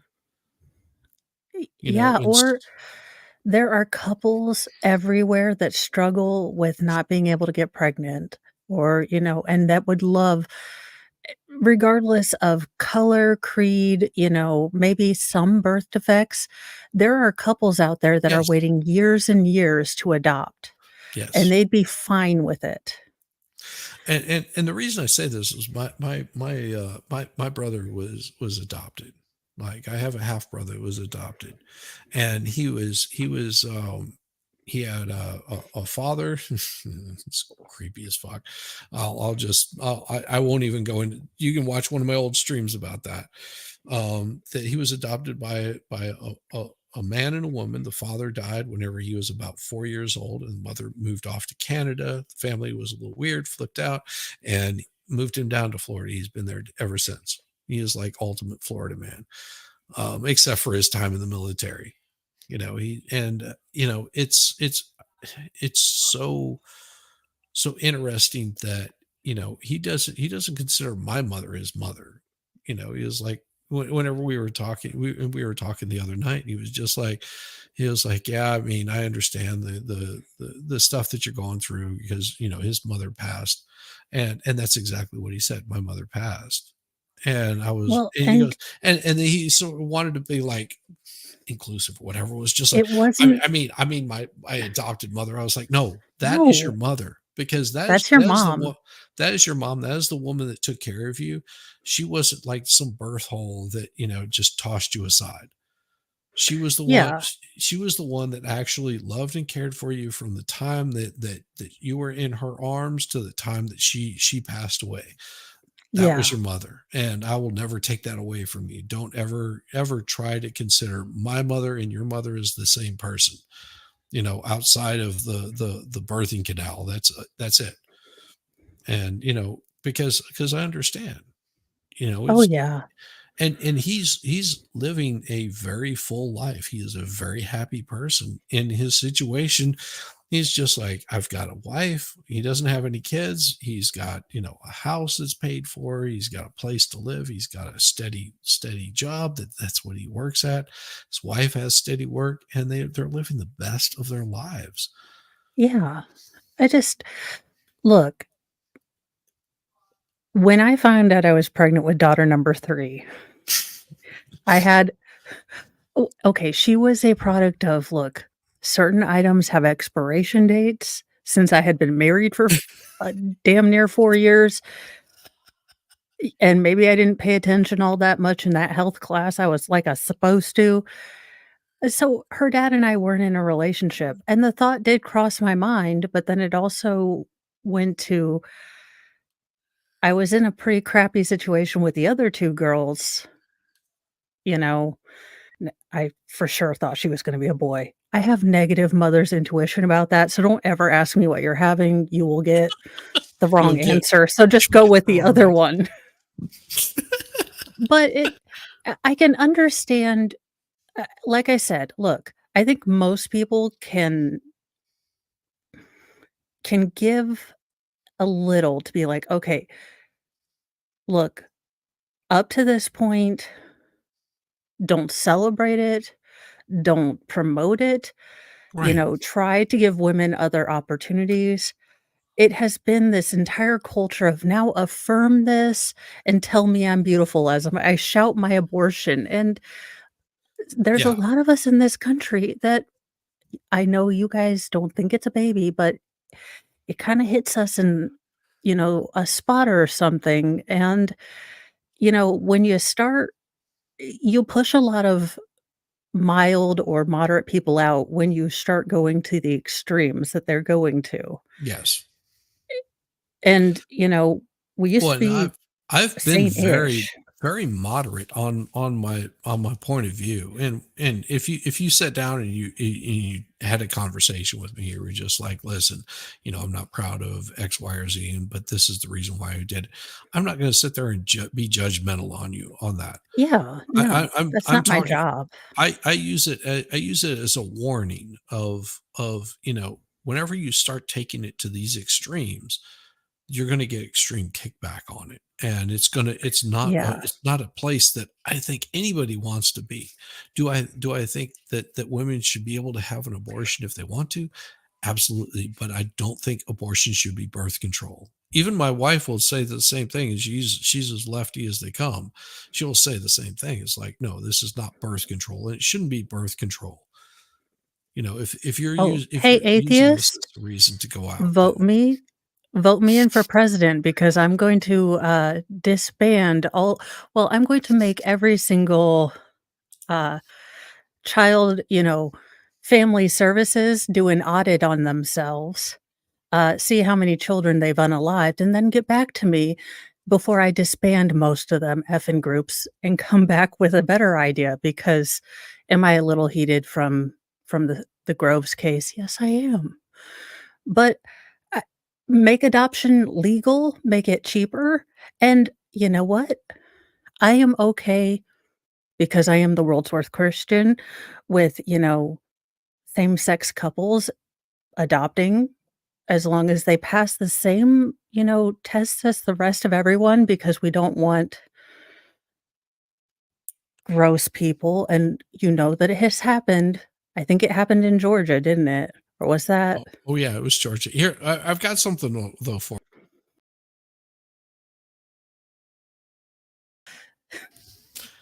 Yes. Atheist and I get it. I get it. There's valid points on both sides. Yes. But what I don't like is this taking it to it. I could be okay with Hillary Clinton's safe, legal, and rare, but then Yes. shout your abortion from the roof. I'm kind of like, that's a little much for me. Yes. But that's my own personal opinion, and everyone has an opinion and a butthole. Absolutely. And I they all smell. Yes. Government adoption, that's why rich people go outside of America to adopt. She said they couldn't convict black people because sterilize themselves in the end. So yeah, and I'm just like I said, I don't like the way that people feel that it becomes like something that is like bragging rights. So like how many stripes do I have on my arm of how many abortions I've had? That's where I start like, okay, this is getting a little creepy. Because that's like on the line of serial killer. It's like, how about this? If you say you don't ever want to have children, then just go get that shit fixed. Go get it taken care of. Just have all that stuff ripped out, like gone.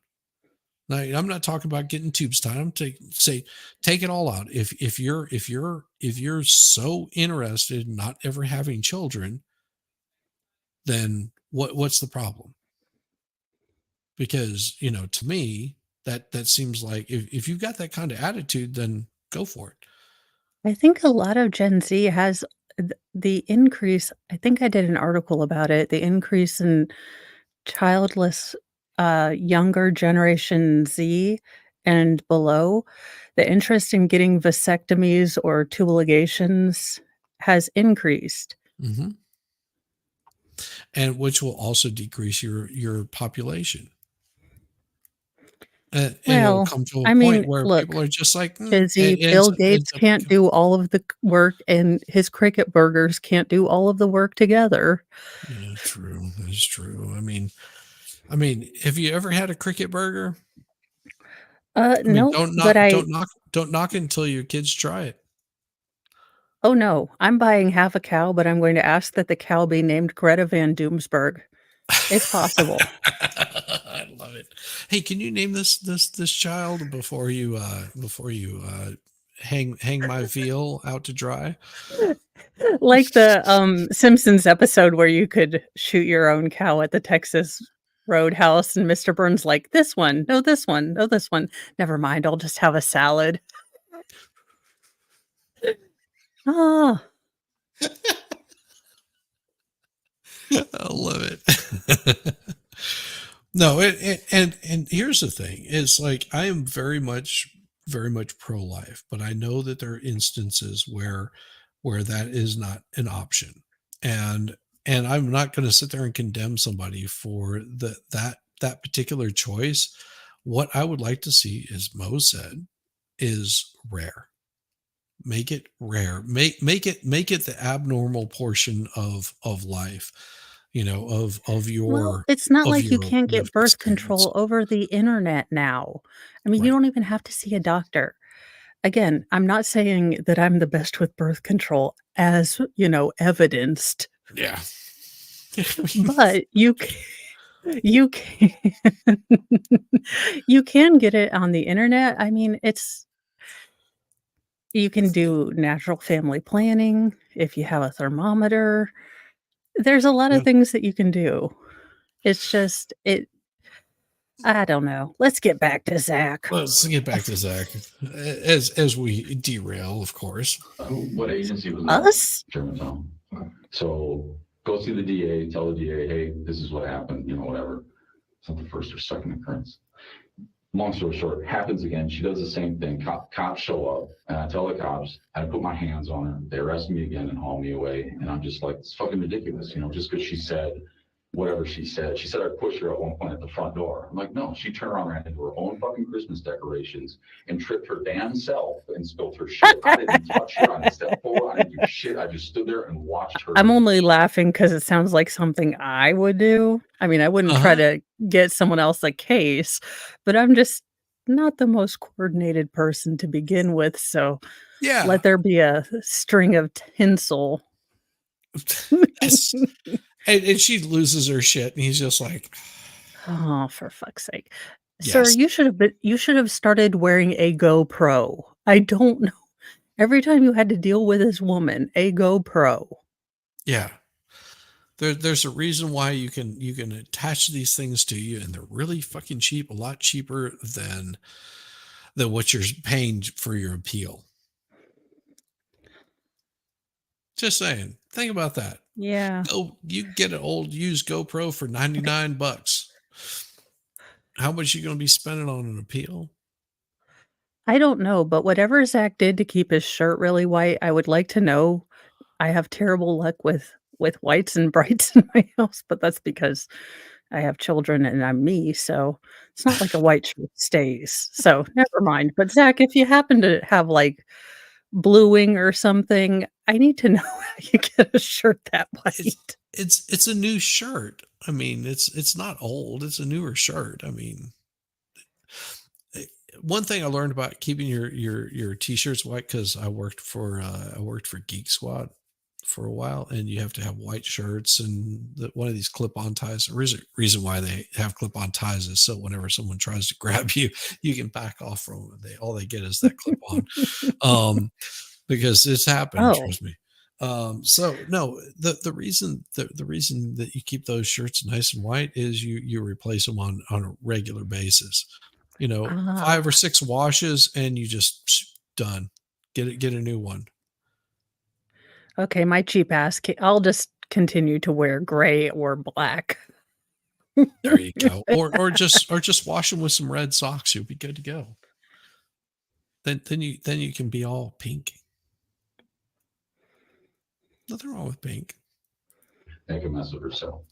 And that's been kind of the thing. It's like, no matter what happens, no matter what goes on, she accuses me. Even today, as an example, or last night, if you guys get my cell phone, I'll show you how ludicrous it is. She accused me of hacking her phone, her text messages, and her emails. And I'm like, what the fuck are you talking about? And she's like, wait, you mean the thing that the detective should have said to Sadie?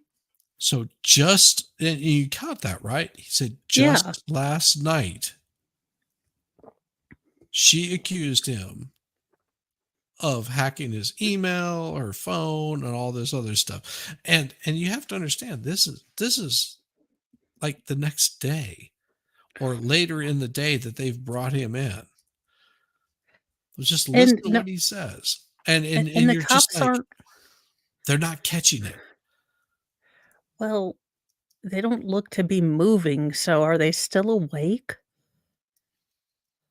No, because they've already made up their mind. They've already made up their mind that he's guilty. They're just letting him talk. You notice there's no typing going down for his statement. There's none of that no writing on the keyboard. Like they've got their list of. They've got her. I guarantee this little thing that he's got right here are all of the things of her statement that she was saying. That's what it is. Probably. It's just so. I mean, Shizzy, I am naturally blonde, but between the two of them, Sadie Motormouth Weirdo and pint-sized Nancy Drew, and or this guy who's kind of just like, look, she's fucking crazy, man. I don't like. Yeah. Yeah. No matter what goes on, she accuses me. Even today, as an example, or last night, if you guys get my cell phone, I'll show you how ludicrous it is. She accused me of hacking her phone, her text messages, and her emails. And I'm like, what the fuck are you? So this is before she's gone in and accused him of deleting Rosario or Rosalio or Rosebud, whatever his name is. We'll just call him Rosebud because Sounds good. as far as I know, Rosebud is still alive. Rosebud is still alive because there's no body. Show me a body. Show me that he did it. Show me proof that he was there at any point in time.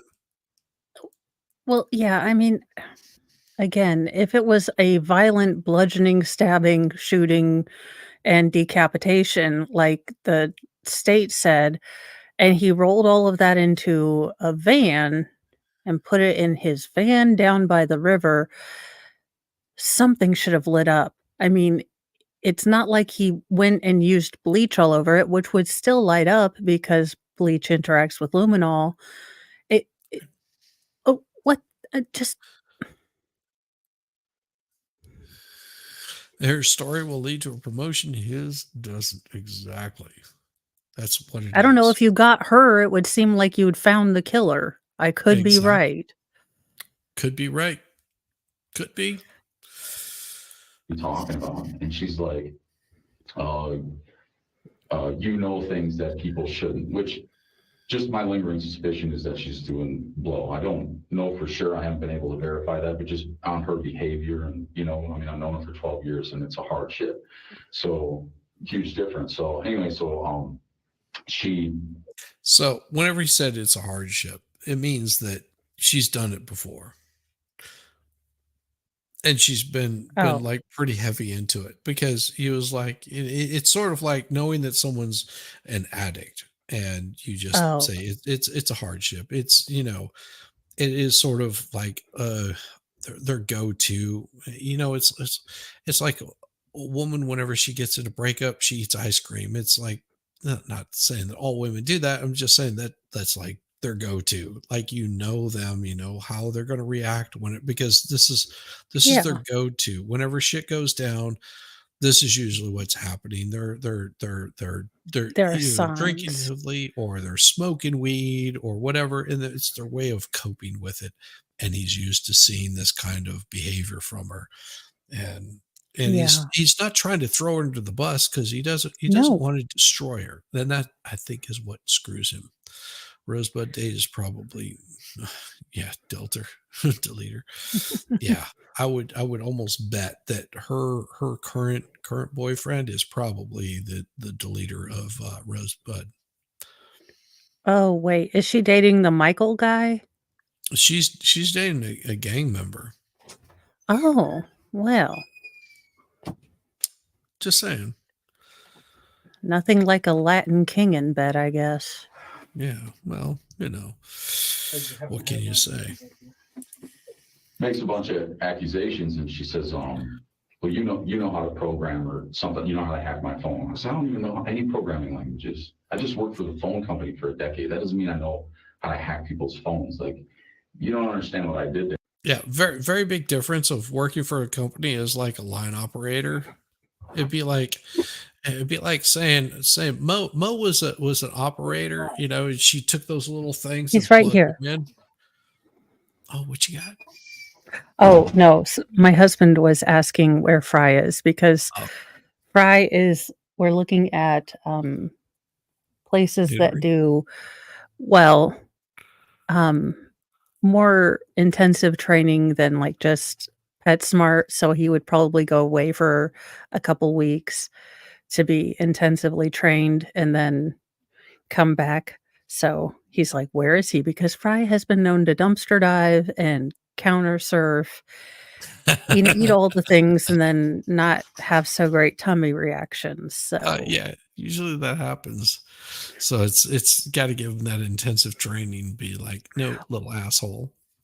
yeah, well, and someone that can look, because Fry may or may not know my number, and so like when I try to crate train him and he cries and he cries, and I'm good until about 2 hours in, and Fry And then you knows that break. if yeah, he's broken me. He's I'm a broken terrible you. Yeah, I broke all of ours. Like, yeah, we ain't playing that stuff. Yeah, so I know most of his all of his problems are because of me. So if I need to be taken out of the equation for a little bit for him to learn that he is not in charge of things, that's what we're looking at. Because I expected him to be a small dog. Well, then on top of that, you should also have the training, which will be you and him, and they will. Oh, yeah. They're not just training him; they will train you. Yeah, well, that's what I need too, but it's more of at first it's intensive, correct the bad things I've taught him, Yes. and then they teach me how to not be a dumbass anymore. That's good luck. Man, Well, I mean, we probably partial should do training. that. We should do that with ours because he's got some serious anxiety issues, and he needs to be broken of those. And I just don't think I'm capable of doing it without like snapping his neck. That would be about the way that I would break him of it, because it's just like this constant of him like chewing on his feet and stuff. Oh. Is like it's like, Oh, okay, no. stop. And you tell him stop, and he just looks at you like, okay, and then he goes back to chewing on his bone, and then whenever you're not looking, he goes back to just that licking on his foot. And it's just like, okay, you're not doing this out of anything except for you're just like a total fucking retard. That's about the best way I can put it. It's just like, Well, oh, stop. that and Fry is a lot he's a lot bigger than I anticipated, so when he wants to pull, we have the choke collar and, he'll stay for a couple steps and then he's like, "Squirrel." So it jerks me, and unfortunately, I cannot deal with that as much. It's So not the choke that you need to worry about. It's keeping his head up. And if you keep him on a tight leash, where every time that he starts to pull, you yank that up and you distract him and tell him no, he'll stop that really quick. Like you can break that really super fast every time. yeah. Because I had that same problem with my dog, where because he's almost like a bloodhound, where he'll get his nose down and Oh, he'll yeah. want to do things. And I got him to the point where it was just like, oh crap, no, I'm not supposed to do that, and get him to focus again. It's like, stop. We have been working every day, at least once a day. I mean, that's kind of why I went for a smaller dog because, look, Fry is a lot bigger and I can't walk him as much as he probably needs. Now, and he jerks the boys right now. And I specifically gone for a smaller breed because I didn't want to be unfair to a dog, and with my leg and stuff. So I thought, okay, a Pomsky, like I can go up and down my driveway. And I was lied to. You can go up and down your driveway, usually on your back being dragged along, but it's okay. Yeah. You get there up and down the driveway. Just wear roller skates. That would be a disaster. God. All right, let's get back to Zach, because I like this guy. I mean, he just seems like a cool dude, and I can't imagine. Again, I'm a cop. I have to deal with Sadie for 5.5 hours with her inability to, progress any further past 2 p.m. in her timeline for 3 hours. Yeah. Or this dude, I'm gonna be like, lock her up. Yeah. Oh yeah. Please. Yeah, maybe, but it has nothing to do with that, like it's just crazy. But she's like, well, people. I'm like, nobody I'm going to ask to jeopardize their job over this bullshit. Like, what are you talking about? So she's just got some acute paranoias over shit that I can't make sense of, and so I don't know. I don't know what to do with that. But as far as stalking is concerned, no, we both see other people. I specifically, when I was arrested tonight, had a girl over and I was spending time with a different girl. So I think maybe she is a little mixed up in, what she thinks or feels about me, and that's fine. But really, at the end of the day, whoever's getting her high is more important. So I don't think, I don't think it's like that at all. So what accusations, what else has she been throwing out besides hacking her phone? Well, that was the latest one. I guess over the last 3 months or so. Most of the accusations came Oh, in the thank last you, month, Rossman. really. But she said that I was sitting out following Thank her. I went to scoop the boys out of it. I was cleaning my van. I had my cell phone in my pocket and I was listening to music. And she pulled in with the kids. And I went to pull the boys out of the car seats or whatever and give them a hug. And the boys' sweatshirts were down in the middle of the seats or whatever. And I leaned in there and either I picked him up, my son, when I picked him up, he likes to turn the light on by shaking the phone, took it out of my pocket, or when I leaned forward, I dropped the phone in her car or something like that.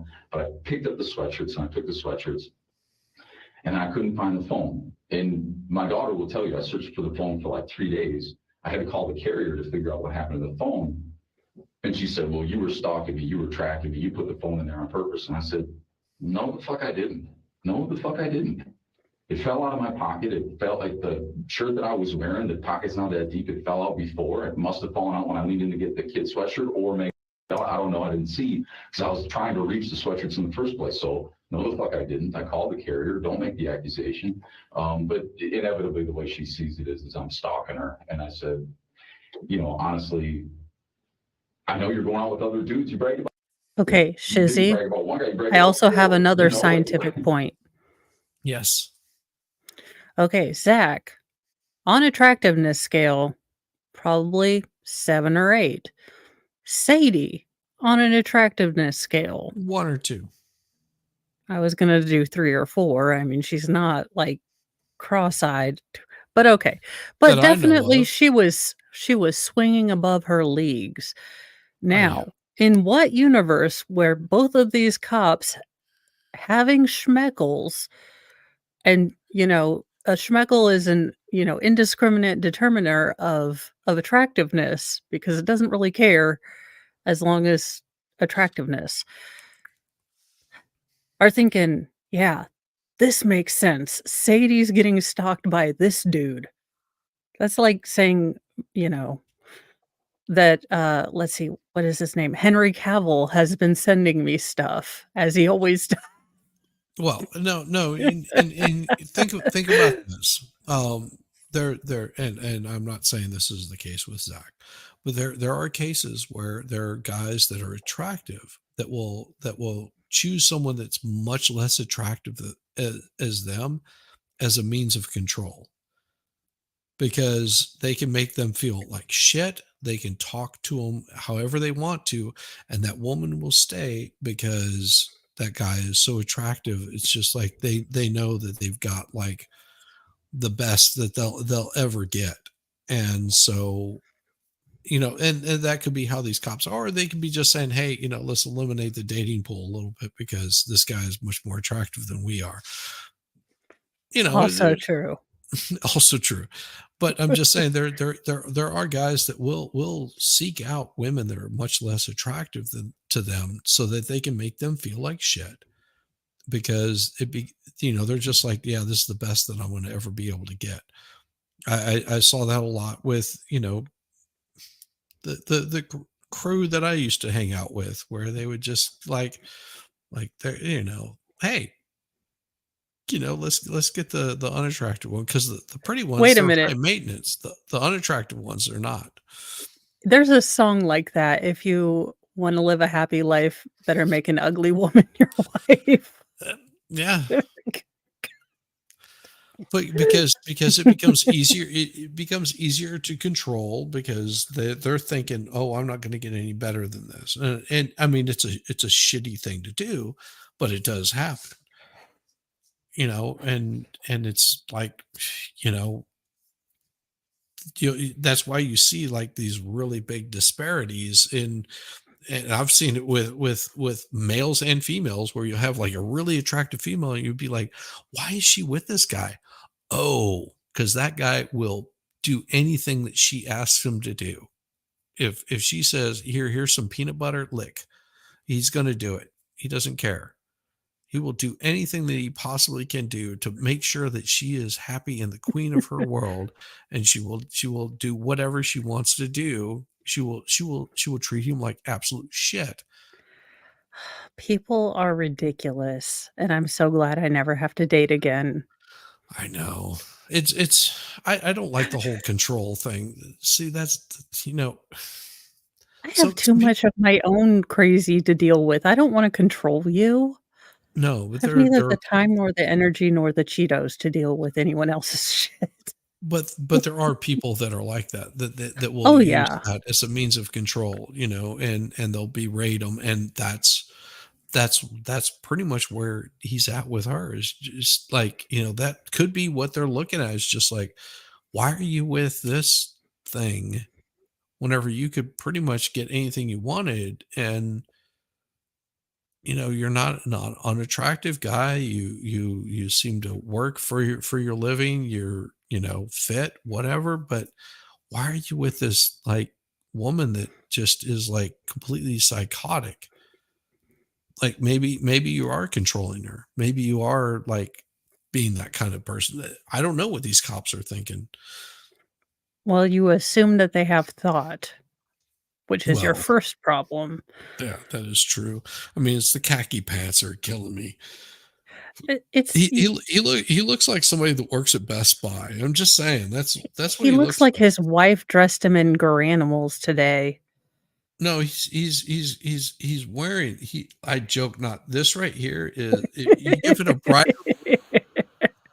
That is the Best Buy uniform right there. Like this. I mean, I probably would ask him for IT help. I'll be honest with you, even with the lack of IT goatee. It's the world's saddest snowman. Yeah, do you want to build a policeman? Would you like to solve a case? I mean, you got Officer Smeggle right here that's got like the haircut that's like military, but he couldn't fulfill the military requirements. Well, they have dropped that whole reading thing, so I think he's in now. Love it. Your animals. We're so bad. Oh, I love you guys. Also, I will never be in Waukesha. Oh God. If I am ever found in Waukesha, then please just arrest me and send me back to extradite me somewhere. Just preferably someplace that's warm and tropical. Because I don't. No, I committed a crime in Fiji. I promise. I swear to God, it was me. I don't care what it was. It was fear. Because I don't want to ever have to deal with someone like Grassley. Oh. Go, what the fuck? Truth is, I cheated on her some long time ago. She's never a big poison relationship. She never got over it. And see that? She's moved on her own way. She started hanging out with a friend of hers from high school, and I think, maybe got drug into a bad situation. All pun intended, I guess. Drug into a bad situation. And that's the choice. I can't stop her from it. I mean, I love her. She's mother of my kids, but it's I don't know. I'm no man to stop a train wreck, I guess. All right. Well, so we spoke with her. She's making a few other accusations against you. Okay. There was a night last month, early morning hours, and he showed up at her house. Yeah, like I said, he is reading off. I went and bought it. He is reading off that script He has Oh got my his God. script right there. She's made a He- few more accusations, no typing, no taking his interview, Yeah. no testimony. Like if they were doing their fucking job, they would have been like, how about we ask you some questions about Sadie? Do you now, in all honesty, if they were Yeah. asking questions about Sadie, do you think he would throw her under the bus? I mean, he basically hasn't. He's kind of because with the let's say she did have an addiction and they did drug test her and she popped hot for something, he would probably with the way he's wording things now, look, she's the mother of my kids. She's got this issue, but she's still the mother of my kids. Yeah, let's get her some help. Let's get Yeah. her. She's got some issues, and I want to make sure that she's in a good place right now. She's not Yeah, in a good because of place. my kids. It, Right. yeah. So he's doing this stand-up thing, which is kind of like, hey, look, I'm not going to talk a whole bunch of crap around this person. Probably because he's also thinking anytime I try to bring her up, the cops just side with her. So, if I try to make this sound like she is the crazy one, it's not like you guys are going to believe me. Right. Exactly, Lynn. He just thinks it's another one of her stunts with the cops. He has no idea what's going on. And that becomes very clear. New couch. She told me I could come back and pick up the stuff out of the garage just to let her know. And I let her know. And then she got all shitty. We had a good conversation. And yeah, there were some tears or whatever, but that's it. Not because. What time was this at? What about what day? Late as shit. Midnight, 1 o'clock. Shit, maybe even later when I got done moving the couch in. I had to go all the way out the walk shop to pick it up. So. What are the kids? That night? She had the kids then. Yeah. But I was Pick her up a couch at 1 a.m? No. I picked up the couch at like 10 at night or something like that. Like eBay or Craigslist or something, or from a place? Yeah, Craigslist. And then I took it back to my place, and then I was waiting on my cousin to come help me load it into my house because I can't carry a couch by myself. The guy sold it to me, whatever. And I told her, well, maybe I'll just swing back by tonight and pick it up and bring our daughter her skateboard or whatever. And I did, and I just, knocked on the door and I said, hey, this is what's going on. And it wasn't, I don't know. I mean, it was pretty straightforward. I told her it was going to be late as shit, and she was like, well, that's fine. I said, maybe tomorrow. I don't know if I'm up, I'll do it, if not, whatever. Anybody in her house that night? Not that I know. Nobody? I mean, the kids, I would assume, I guess. That right there is just like, I guess. I mean, I wasn't really paying any attention. The kids might have been there, but it was midnight. I mean, She was expecting me. A stalker maybe would go in and say, I have told her she knows that when my kids are there, she is not to have men over. And I keep checking up on her and she keeps having men in there. I mean, if he's as raging a stalkaholic as she says he is going to have tabs. He's going to be able to pull out his phone. I can tell you exactly where she was. Like Sadie and just do one of these things. Who was it that was pulling out their phone and tracking every single thing that was said or done? I mean, it would seem to me, or when they looked at his phone, they should see detailed notes.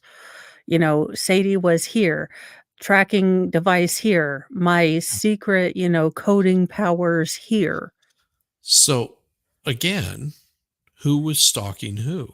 Because she seemed to have more information about him. And how many times has he looked at his phone? Well, never. I'm just saying. Is that because they took it away from him? No, it doesn't matter. He's doing this from memory. Well, yeah. It's like, what were you doing such and such night? Well, okay. Well, X, Y, or Z. Shit, his memory's better than mine because someone asked me, what were you doing like Wednesday night? I would go, oh, fuck, was I doing? Oh, I did a stream Wednesday. That would be my thing. I would be like, okay, I did a stream Wednesday. Did I do one Thursday morning? Fuck, I think I did. No, maybe I didn't because we were leaving Thursday. Like it would take me like forever to remember this kind of stuff. Now, if you handed me like a computer or something, I'd go, okay, yeah, I didn't do one Thursday or I did one Wednesday. And she's total fucking stalking him because she's got every single little detail about every little thing that she's doing. She is the stalker here. She is the one that's calling Rosario or Rosebud every freaking like 30 minutes whenever Yeah. she doesn't hear from him. And if she does hear from him, she's like contacting him again. This sounds a little more creepy and stalkier to me than what he's doing. He's just like, yeah, I mean, it was what, Thursday I was over there, something like that. I dropped off. It was like 10 o'clock at night. I remember that it was late at night, and I had to pick it up in Waukesha. It took me about an hour and a half to get there. So it was sometime around midnight. I dropped off the couch. She said it would be fine. Was anybody else there? Fuck, I don't know. The kids? I mean, what are you getting at? Yeah, he doesn't get what they're pitching, and either these cops are special needs, or, I mean, They're small peen energy. They can't help it, well, I mean, that 24% was not wasted on them. That's for sure.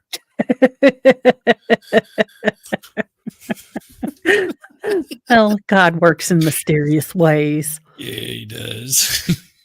He figured the Dickless shouldn't get any more. Well, yeah, obviously. House that night? Nothing at all. Nobody? I mean, the kid, I would assume, I guess. Was there another night that you went over there when you had the kids? Yeah. Okay, tell me about that night. No lies. There was another vehicle in the driveway. She was claiming that she wasn't seeing anybody and she just needed some space for us to get back together. Our daughter had gone through her cell phone, got a bunch of messages. Tell me about those. We'll go step by step here, man. All the Step by messages my step, daughter oh. read through. I don't know exactly because our daughter likes to fabricate some information. But in short, mom's seeing somebody else, telling him that she loves him and all that kind of stuff. Mhm. I was saying, you're cutting me along, pushing me along, trying to tell me like we have a future, like things are a possibility, but you just want some space. You're upset after. So what I'm gathering is, and I could be wrong on this, that she's saying, yeah, we could have a future. We could totally have a future, raise our kids together, and this could be something. And then on the side, she's not. Yeah, and Because like he's he's put looking into at her. context. He's looking at her like, this is the mother of my kids. And I know this is comfortable piece of ass that I've hit a few times, more than a few times. We enjoy each other, like in the bedroom. She may not be the most attractive, but he's like, shit, man. Like it's what you know. Yeah, but what are you going to do with her the other 23 hours and 30 minutes of the day? Because she's still going to be able to talk. Well, like I said, I don't think that Sadie is like this horrible, awful human being.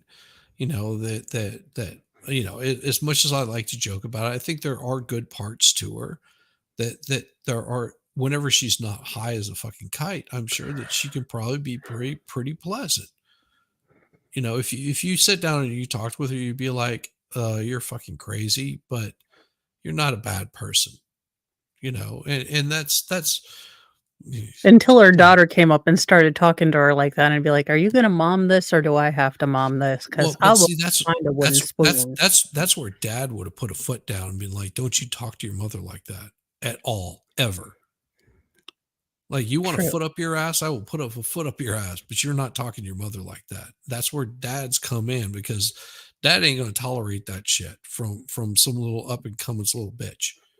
He's going to say, no, that ain't going to happen. Like, you are going to chill. You're going to be cool. Your mother may not be like the most like, non-boomerish, awkward kind of person, but think about this. How many times have your kids smarted off to you and your husband has stepped in and said, come on, you know that he's done it. You know that he's once said, or no. Yeah. Once or twice. I will say that Mr. Mo goes downstairs he's kind of worked out this whole office thing to his advantage because now his office is upstairs. So if he can't hear the boys, which he says he can't, even though they have never had an inside voice to save their life, he's like, I didn't hear. Why didn't you just tell me? And I was like, never mind. I took care of it myself. Yes, but also, But you know yeah. that he's got your back, that he's going to be Yeah. standing up for you. He's not going to tolerate it. He's made it Yeah. very clear from a younger age. But with Sadie, because he's not there, that stuff can run fucking rampant because Dad Well, will yeah. put kibosh on it really quick. Like he sees shenanigans happening. He seems a lot more clear-headed than she does. He's going to say, Yeah. I don't, your mom may be a bitch, but don't you dare call her that to her face. Yeah. You know, it's Like the just rules I grew up with. yes, just saying, just saying. But that's the thing is this little girl, the mom has at equal parts encouraged this sort of sassy behavior by treating her like a gal pal. And I don't mean that like being her friend. I mean like dumping all of this adult stuff on her, Yes. pretending that she is her 30-year-old box wine friend when her other friend isn't around. So then the 12-year-old thinks that they're an adult. And the acts like one. 12-year-old, acts like she can run an effing police investigation. Yes. Not realizing that she's just 12 years old. She doesn't have the brain capacity to understand what is really going on.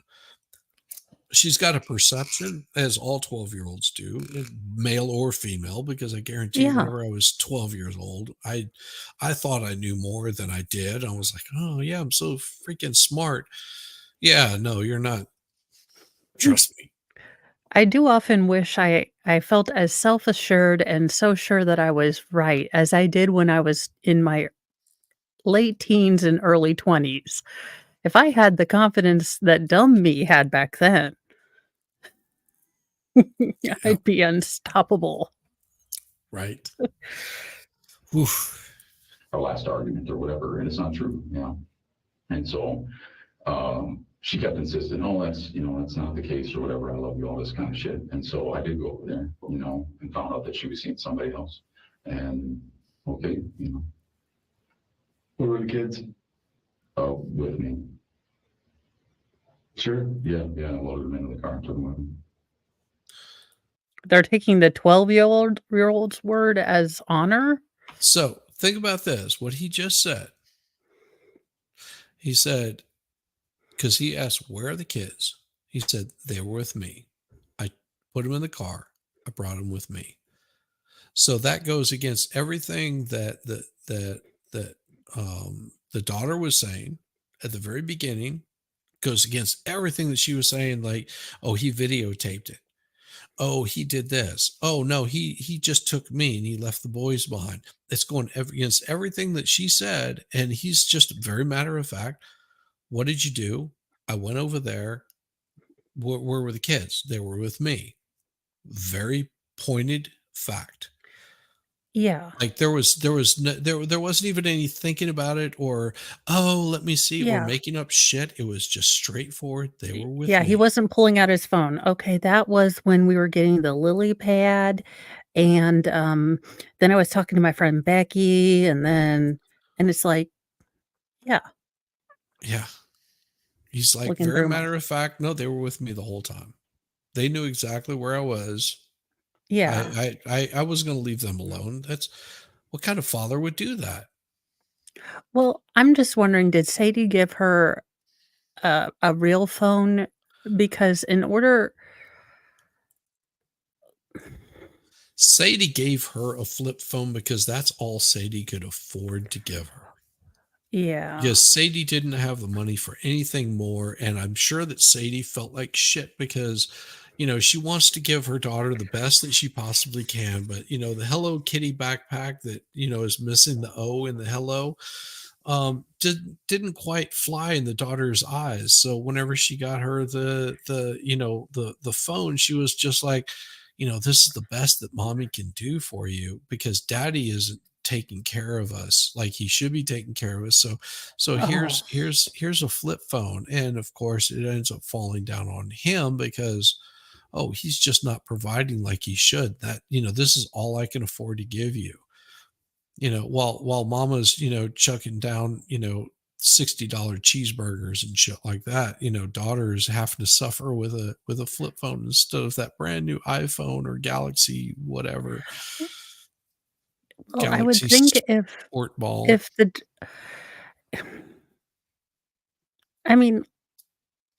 I know which parent I would choose because I don't deal with bullshittery well. So Zach seems like the kind of parent like, look, I done told you not to do that. If you do it again, you're going to have consequences versus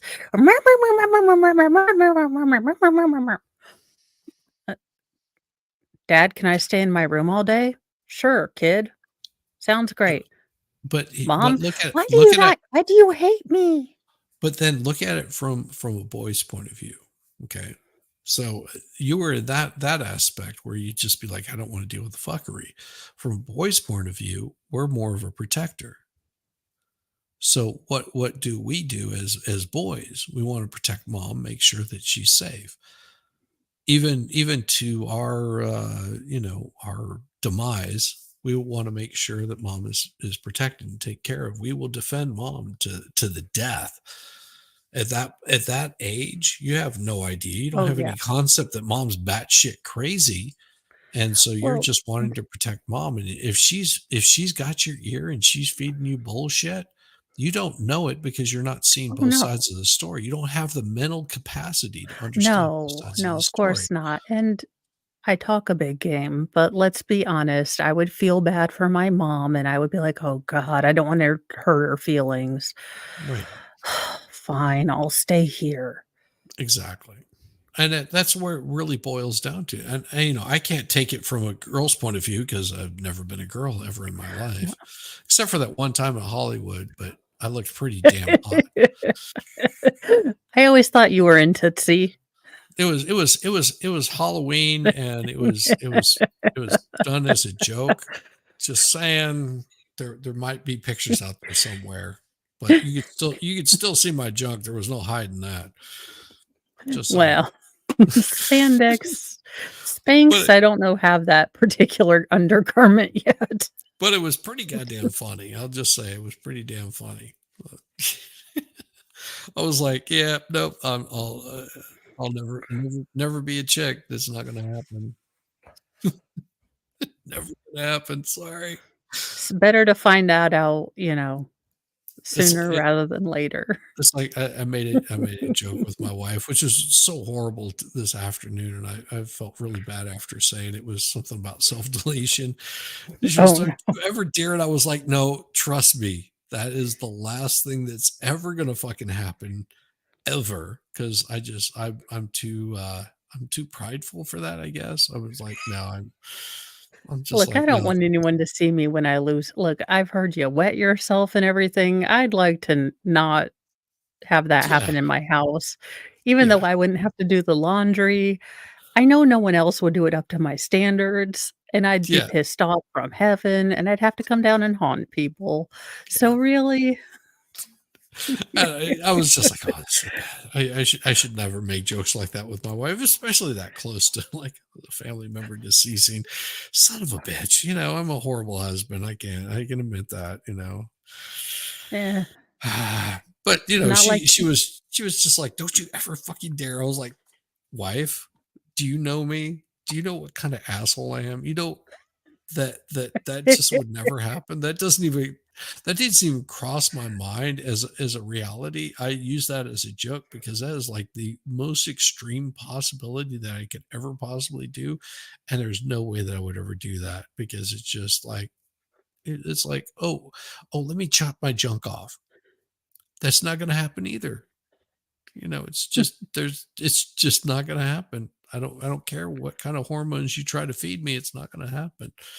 Like I'll kill a motherfucker before I go chopping that stuff off.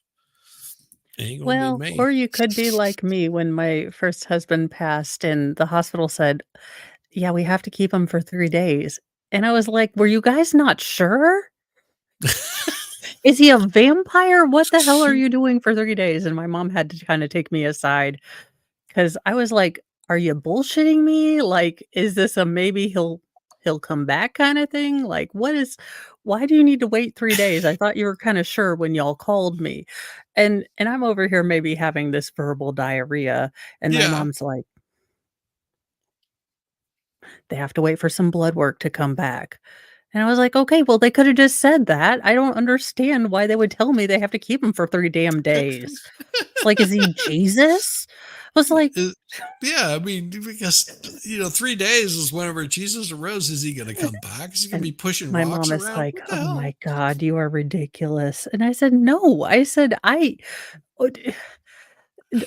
don't tell me things when I am stressed out that don't make no damn sense. Yeah, I'm sorry. Yeah, I'm a The bad poor husband. nurse was trying not to laugh, and I was like, well, I'm not even half joking. I'm seriously confused as to why you need to keep him for 3 more damn days. It just never occurred to me that they Yeah. it Confusing Yeah. was unnecessary. Yes, but in the moment you don't realize, and that's the thing. That's the thing. People Yeah. will always speak out of turn because they don't realize that what they're saying might be inappropriate or stupid or ridiculous or outrageous because they're trying to they're in their own fucking head. It's as simple Well, as that. yeah. And I can't be in Mo's head. She can't be in mine, and we can sit No. here and have a conversation. That's what conversations are about. You sort of get in each other's head, and you sort of figure out where each other is coming from, and you go, "Oh, okay, that makes more sense." And if there's any confusion, you go, "Okay, I'm a little confused. You were saying X, Y, or Z."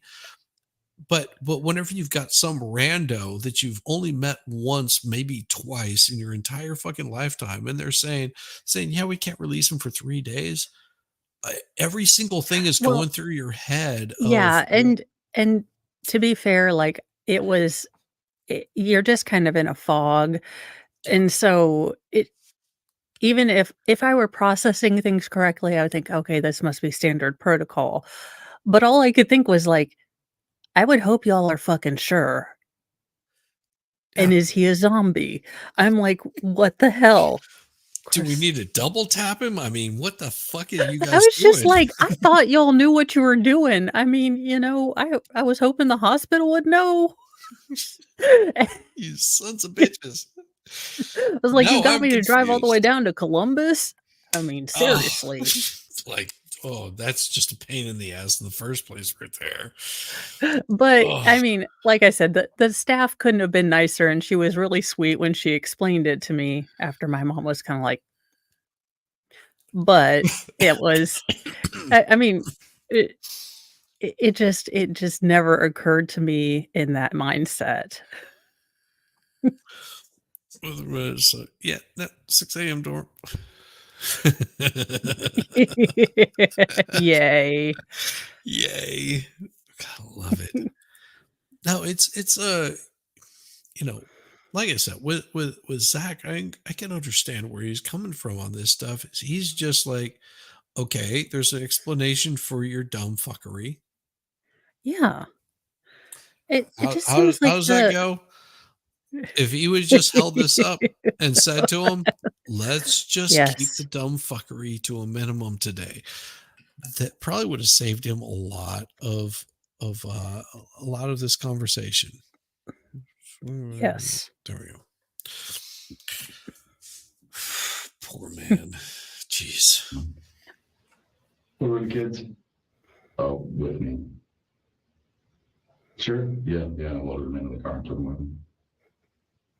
Okay. How did you know there was someone else there? Premonition or weird feeling when I talked to her, Is this something you've done before? No, that was the impression that I got. That's what I've been.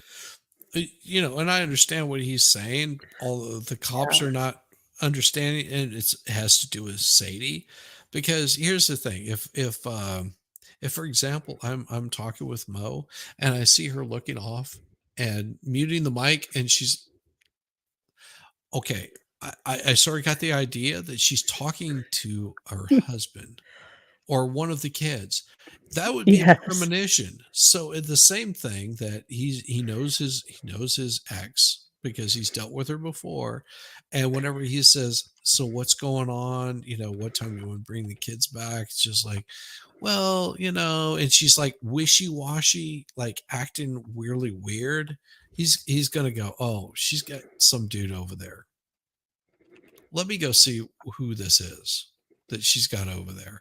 Because I know that she's been over there smoking on the crack pipe. She's been, she's got 4 or 5 different guys that she's been banging around town. Because word gets back to me because everybody wants to tell me who she's been banging, although I really don't fucking care. But she's got some new guy. Let me go see who this guy is. Is he some sort of creepo? Is he like looking to? I mean, I've got a 12-year-old daughter. I want to make sure that her Yeah. innocence remains innocent. I've got little twin newborns. Is this the kind of guy that's gonna like get her high one night and then she's gonna forget and stick them in the microwave and cook a fast food dinner? And next thing you know, we've got like 2 exploded little kids in the microwave. I don't know what the fuck Yeah. is going on. Well, that, and I mean, I wish he had had proof or some sort of service made her do a drug screen. Anything. But anything, because I mean, she displayed a lot more erratic behavior. And not behavior I would associate with having been in a controlling relationship. Right. Again, not everyone is the same, but there are certain signs, and she showed none of them. Exactly. She looked more controlling than him. Like he appears more like get along to go along, just very much like what the fuck ever. I don't care anymore. Just like give me my pack of cigarettes, my beer, my coffee, and a place to lay my head, and I'm fucking good to go. Oh, I've got kids. How about I get my shit together and damn, I need to grow up. I can't be Yeah. doing all this fuckery bullshit of, being led on or leading someone on, move on with my life. And here he is getting just totally screwed because of it. Yeah. And again, side by side, it doesn't, I don't know how these cops could look at both of these videos and go, she seems like the stable one. Yeah. He's the total killer type. Lady killer, maybe. He looks like he sounds like the Big Lebowski. Like, look, I just want a bowl. I want to see my kids, and I want to have a white Russian or 2. I mean, that's Maybe. all. Or 3, Wear a bathrobe. But I've got Sadie. She peed on my carpet, and it really tied the room together.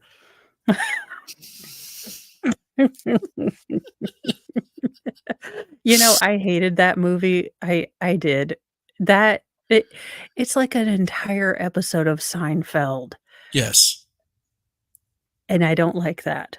I would like there to be a plot, and there was just these dancing pool pin girls, and I was like, "What the hell?" And what happened to or not John Candy? What's his face? John Goodman, and why is he dressed kind of like like because Vietnam, natural born killers and the Boy Scouts, and then Steve Buscemi is in here for some reason. I was like, none of this is making any sense, nor is there a plot. What is going on here? And my friends are like, "Don't you love this movie?" I was like, "No." One of my old bandmates lived in the same apartment as Steve Buscemi, and said that he was like one of the chillest, coolest people that you'd ever meet. Like really just like down to earth, like, hey, what's going I on? know. He has an interesting look. Well, yeah. And it's lives it up. I mean, fuck it, might as well. Shut the fuck Yeah. I mean,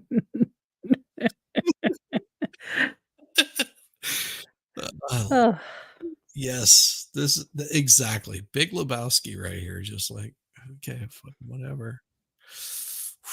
That's what gave you that. Just the way she talked, the way she behaved, real eager to get home, like something else was going on. If I remember right, it was like she didn't have time to, it was at a different night. How old are your kids, man? The twin boys were 4. 10 your other daughter? 12 now. What time was this? 9 at night. 10 at night. I don't remember the exact time. So you loaded your 4-year-old up out of premonition? Yeah. I knew something funny was going on. And I guess why would it matter? See, he says premonition in a different way that this is why words really fucking matter. Why you need a lawyer. Because you say, hey, I have all of this documented. Okay, well, they're coming with this and this, Mr. Anderson. Okay, well, look at my phone. There's nothing like that on my phone. You can look at my, computer. I don't have any hacking abilities. I was a lineman. She's retarded. Yeah, I learned how to take and run like a cable from the line to your house, and then hook it up and set up your wireless and say, okay, here's your password and here's your wireless spot. You can change it. I don't know how you do it, but here's the book or whatever, like fuck off kind of attitude. I mean, I've dealt with the AT&T guys where I know more about like setting up and working on computers and wireless internets than any of these motherfuckers do. I'm just like, hey, I don't know how to get, I know how to get the wire from, it's called a demarcation, a demarc. I know how to get it set up to the demarc. I know how to get that set up to there, but I also know how from the demarc onto my computer and stuff. I know how all of that works. But he doesn't. He's just like, listen, I get it to the demarcation and then my shit is done. As far as hacking stuff, that's not what I do. Because it means nothing to me. And he should have said, look, I've noticed we're supposed to be trying to get back together. I've noticed she doesn't want to spend time with me. I noticed she's really eager to get home and not talk to me when this used to not be the case because she wanted to work on things. Right. I notice there's, instead of wanting to spend every weekend with me and the kids, instead of alternating, she now wants me to take my weekends. I mean, if he had said those things instead of premonitions. Right. But he's saying premonitions, but they're reading it as like, oh, so he thinks he's a psychic. And because no, he doesn't think he's a psychic. He's just like reading the tea leaves. He's going, yeah, okay, X, Y, or Z happens. X, Y, or Z is going to happen. It's troubleshooting 101 is all he's doing. And you don't want to do these with the cops because they don't understand the same language and they will misconstrue what you're saying. Yes. Premonition means that, oh, so you just had this feeling, this urge. Oh, things like she was saying, and it feeds right into what she was saying about him knowing things. Well, she's smart enough to know how he's going to word things. Exactly. And she puts it in the worst light. Mm-hmm. So, and she's cunning. She's not always the most smart bulb, but she's very cunning. Cunning and without all the extra letters after the first N and just drop a T in place. Well, that too, but I mean.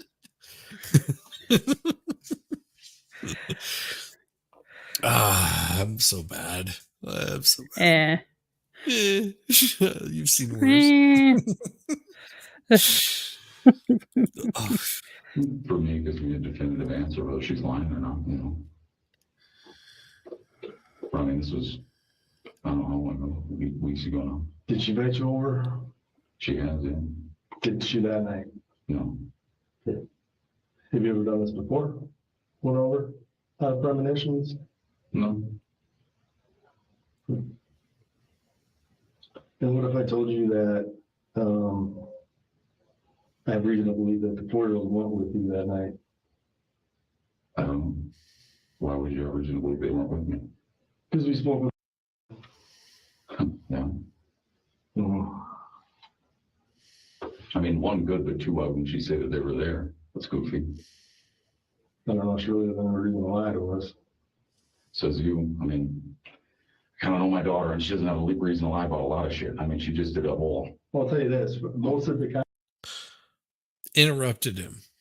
Let the dude finish his fucking words, because he was just like, he says, well, what if we talked to daughter and she said that, you left the kids behind?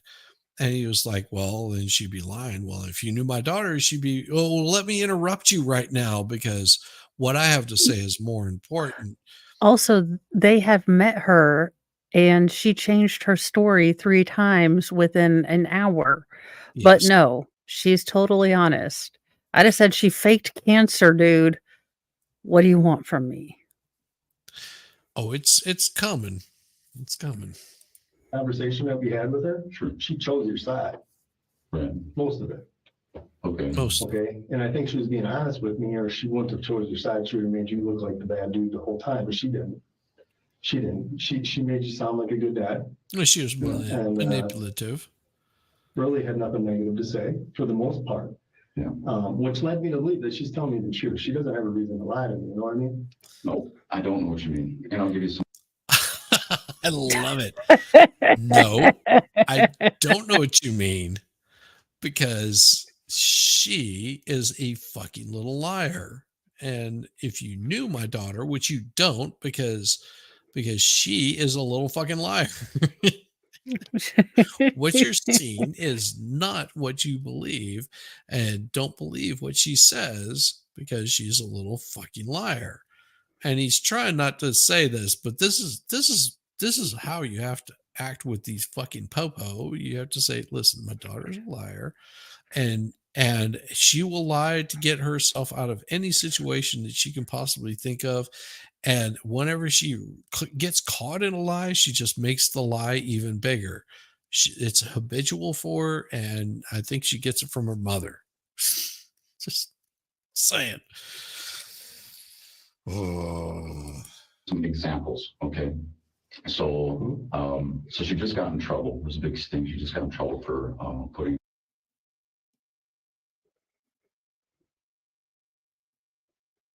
They're not even writing it down. Yeah. And what he's talking about is she made a big stink about lying about something. And redactions are made to protect the identities of minor children. So she's lying on some other kids. And if you could hear this part of it, you would probably go, oh, fuck. So that's what he's saying. The other Monday, I stopped over by Sadie's house a couple weeks ago now, and I'm talking to her, and Sadie comes storming out.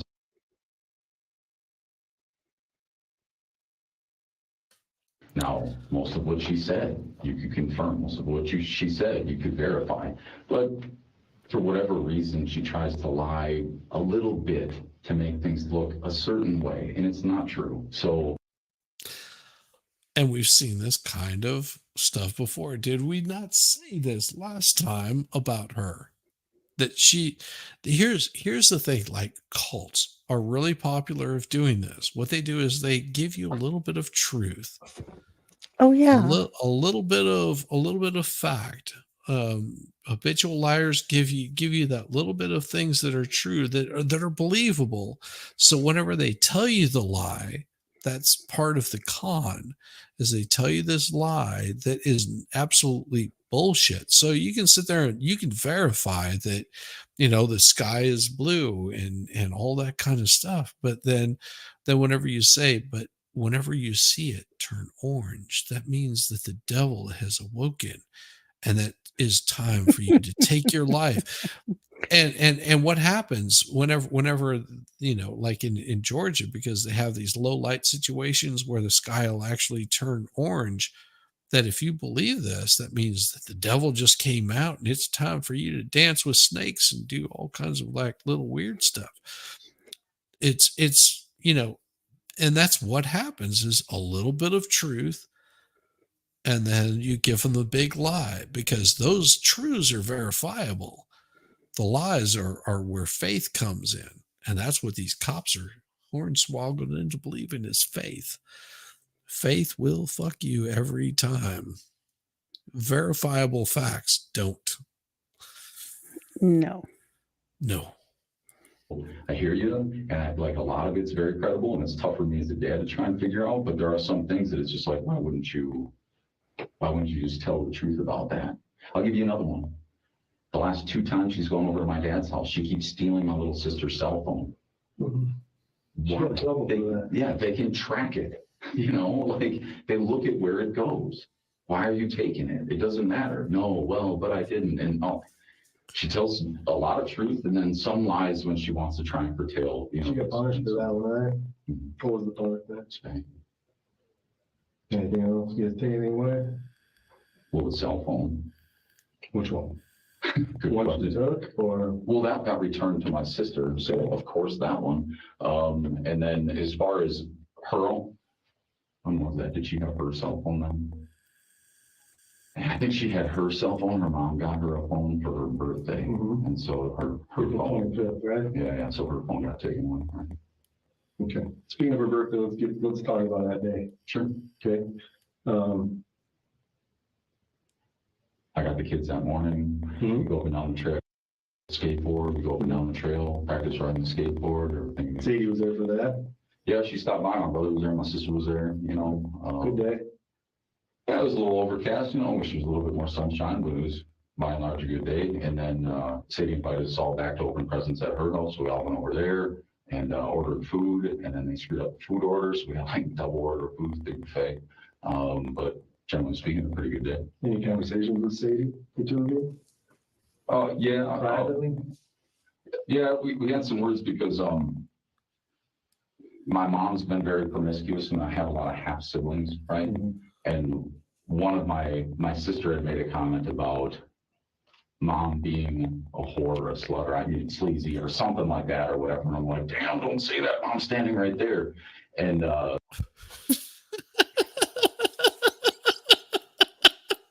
Well, I mean, if the half sibling shoe fits. Yeah, I mean, you Well, know. look, she only has 10 kids and 10 baby daddies.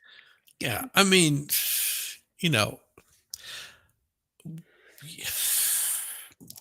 I like amongst family, you know, I would make like comments like that to my brothers and sisters, like, and we all know it's like may not want to say that right in front of her, but you know, behind her back, there's things that we would say of like, yeah, I mean, you know, let's see, 1, 2, 3, 4, 5 baby daddies, you know, maybe she needs to like not, you know, be, you know, just like spreading her legs like a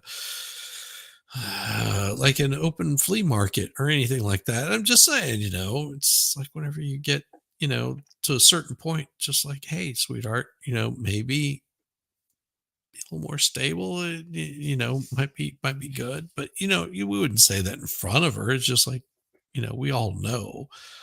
So I can understand where he's coming from with that. Yeah. Grain of truth to every lie isn't what they say. Isn't that what they say? Yes, that is what they say. A grain of truth really goes a long way in a lie. It is stretching the facts to fit whatever narrative you want.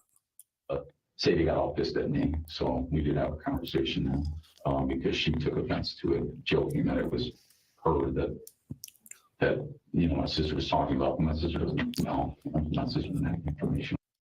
Oh, you want to hear an interesting story? So I had a stepfather. It was let's see, she married him. This was like I was what 16, 17, something like that. Whenever they got married, and so he had 2 boys by his wife, and then he got a vasectomy, and she got pregnant again. And we're not talking like the next day or something like that. We're talking like 8 years later, got pregnant. Uh-huh. And she was just like, yeah, another kid. And he was like, yeah, that's not mine. Oh, and I'm sure she went into hysterics when he said that. Well, yeah, because he was like, no, I mean, it's been snip, snip. There's no, that didn't happen. But you know what? He treated that son just as exactly as he treated his other boys. He didn't treat him any differently. Although knowing the whole time that this is not my child, this is like some kid that, some dude like boned my wife. And if you saw his wife, you'd go, really? Someone actually had sex with her? Shizzy. Just let's put it this way. At 35, you should still have most of your teeth. True. Just saying, whenever you see a 35-year-old with no teeth and has beer bottle glasses, the beer bottom glasses. Yeah. I mean, I was like, really? I was like, okay, well, I guess you did. Maybe it was the, the whole toothless thing. I don't fucking know. It's a little weird, but hey, not my cup of tea, but some people sticking in anything. What can you say? All I know is that he had a kid that wasn't his, and he took care of him just like it was one of his. Like kudos to him. And then of course he married my mother, the psycho bitch from hell. And whenever I was like, all right, I'm the fuck out of here. And the way that she's acting, she's never going to see me or talk to me again. I'm cool with that. We're done. And he was like, hey, don't treat your mother like that. I was like, wait, hold on. I was like, you've known her for like 3 years, right? I've known her my entire fucking life. And she is going to ruin you. She is going to destroy you. She's going to take everything that she can get out of you and she's going to fuck you over. And I feel sorry for you. I think you're a pretty cool guy. And I appreciate you being able to step up and help out and raising, my little brother and sister. But just know that you're going to get fucked over royally. Oh. And I'm sorry to say this, and I hope that, that I'm wrong. That'd be nice if I was wrong. It would be really nice if I was wrong. Have a good one. And I was like, no offense against you, because I think you're a pretty cool guy. And he was like, okay. I was like, and guess what? As soon as he retired from working in the potash mines, she took half of his retirement. Whenever she divorced him, she took like 90% of his 401k. So he had his retirement, that pension that came in, and his 401k, which was a little bit separate thing that he had going on. And she took all of that. She took the house, she took cars, she took everything that he could possibly have. But half of his retirement, and then left him destitute and said, see you, bye. Do I feel bad for the guy? No, because I fucking warned him like 6 years ahead of time. I was like, as soon as she's done with you, as soon as those kids are gone, those two are gone, because she's using you to basically put clothes on their back and food in their bellies. And kudos to you for doing that. She's done. And she's over with. She's out of here. And I feel sorry for you, because I know the type of person that she is. And he was like, oh. He was, no, she wouldn't do that. They're just like, I'm like, oh, I'm out. I'm just done. I'll see you, bye. And sure as shit. I actually wanted to hit him up just to sort of be like, did I tell you, or did I tell you? Be rubbing salt in the wound, and Yeah. I'm just like, no, you suffered enough. You suffered enough. She ran you through the fucking ringer, and you're hating life right now. I guarantee you're hating life because you're sitting here in your 70s going, fucking son of a bitch. I was He was warned and I right. didn't listen. Yeah. There's no need rubbing their nose in it. It's just like, well, no. Sorry, brother. Sorry, that's how it goes. It is getting to be Mo's 10:30 bedtime. at night. Mo's bedtime is coming up. So what we're going to do is I we're going to turn shut into this a pumpkin. pumpkin. Well, there's certain people on the interwebs that, like pumpkins a lot, or melons of any sort. We won't talk about those here because that is just really weird and I'm sure freaky, and we don't want to freak anybody out by that.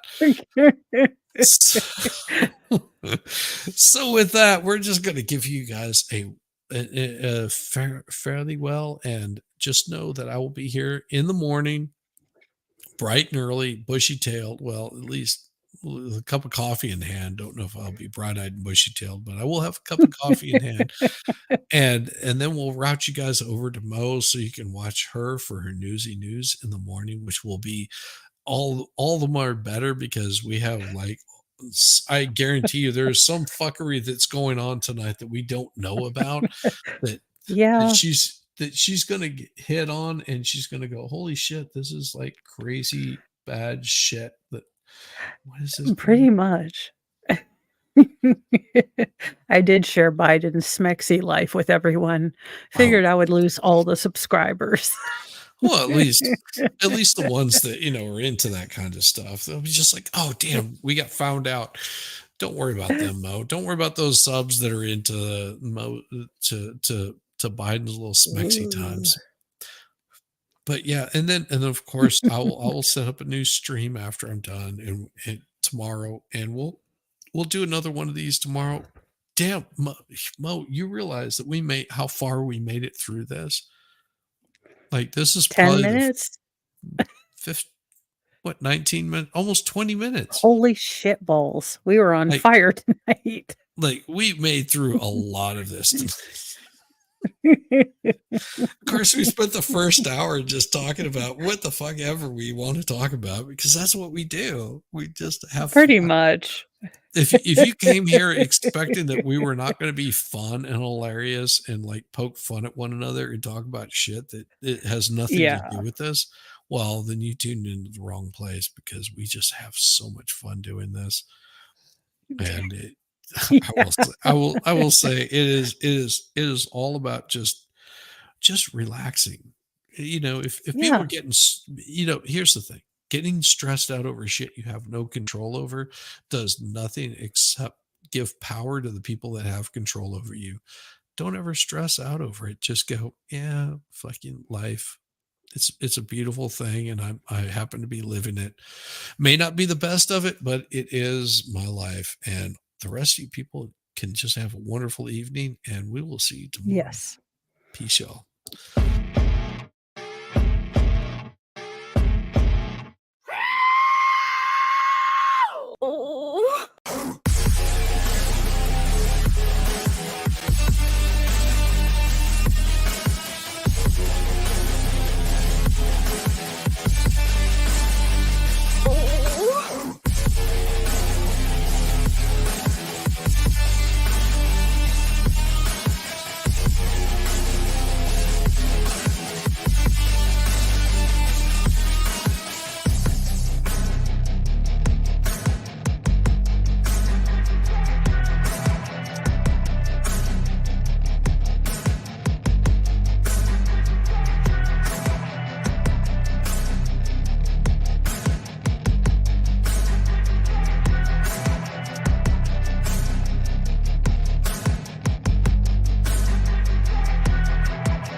I love a buttered biscuit.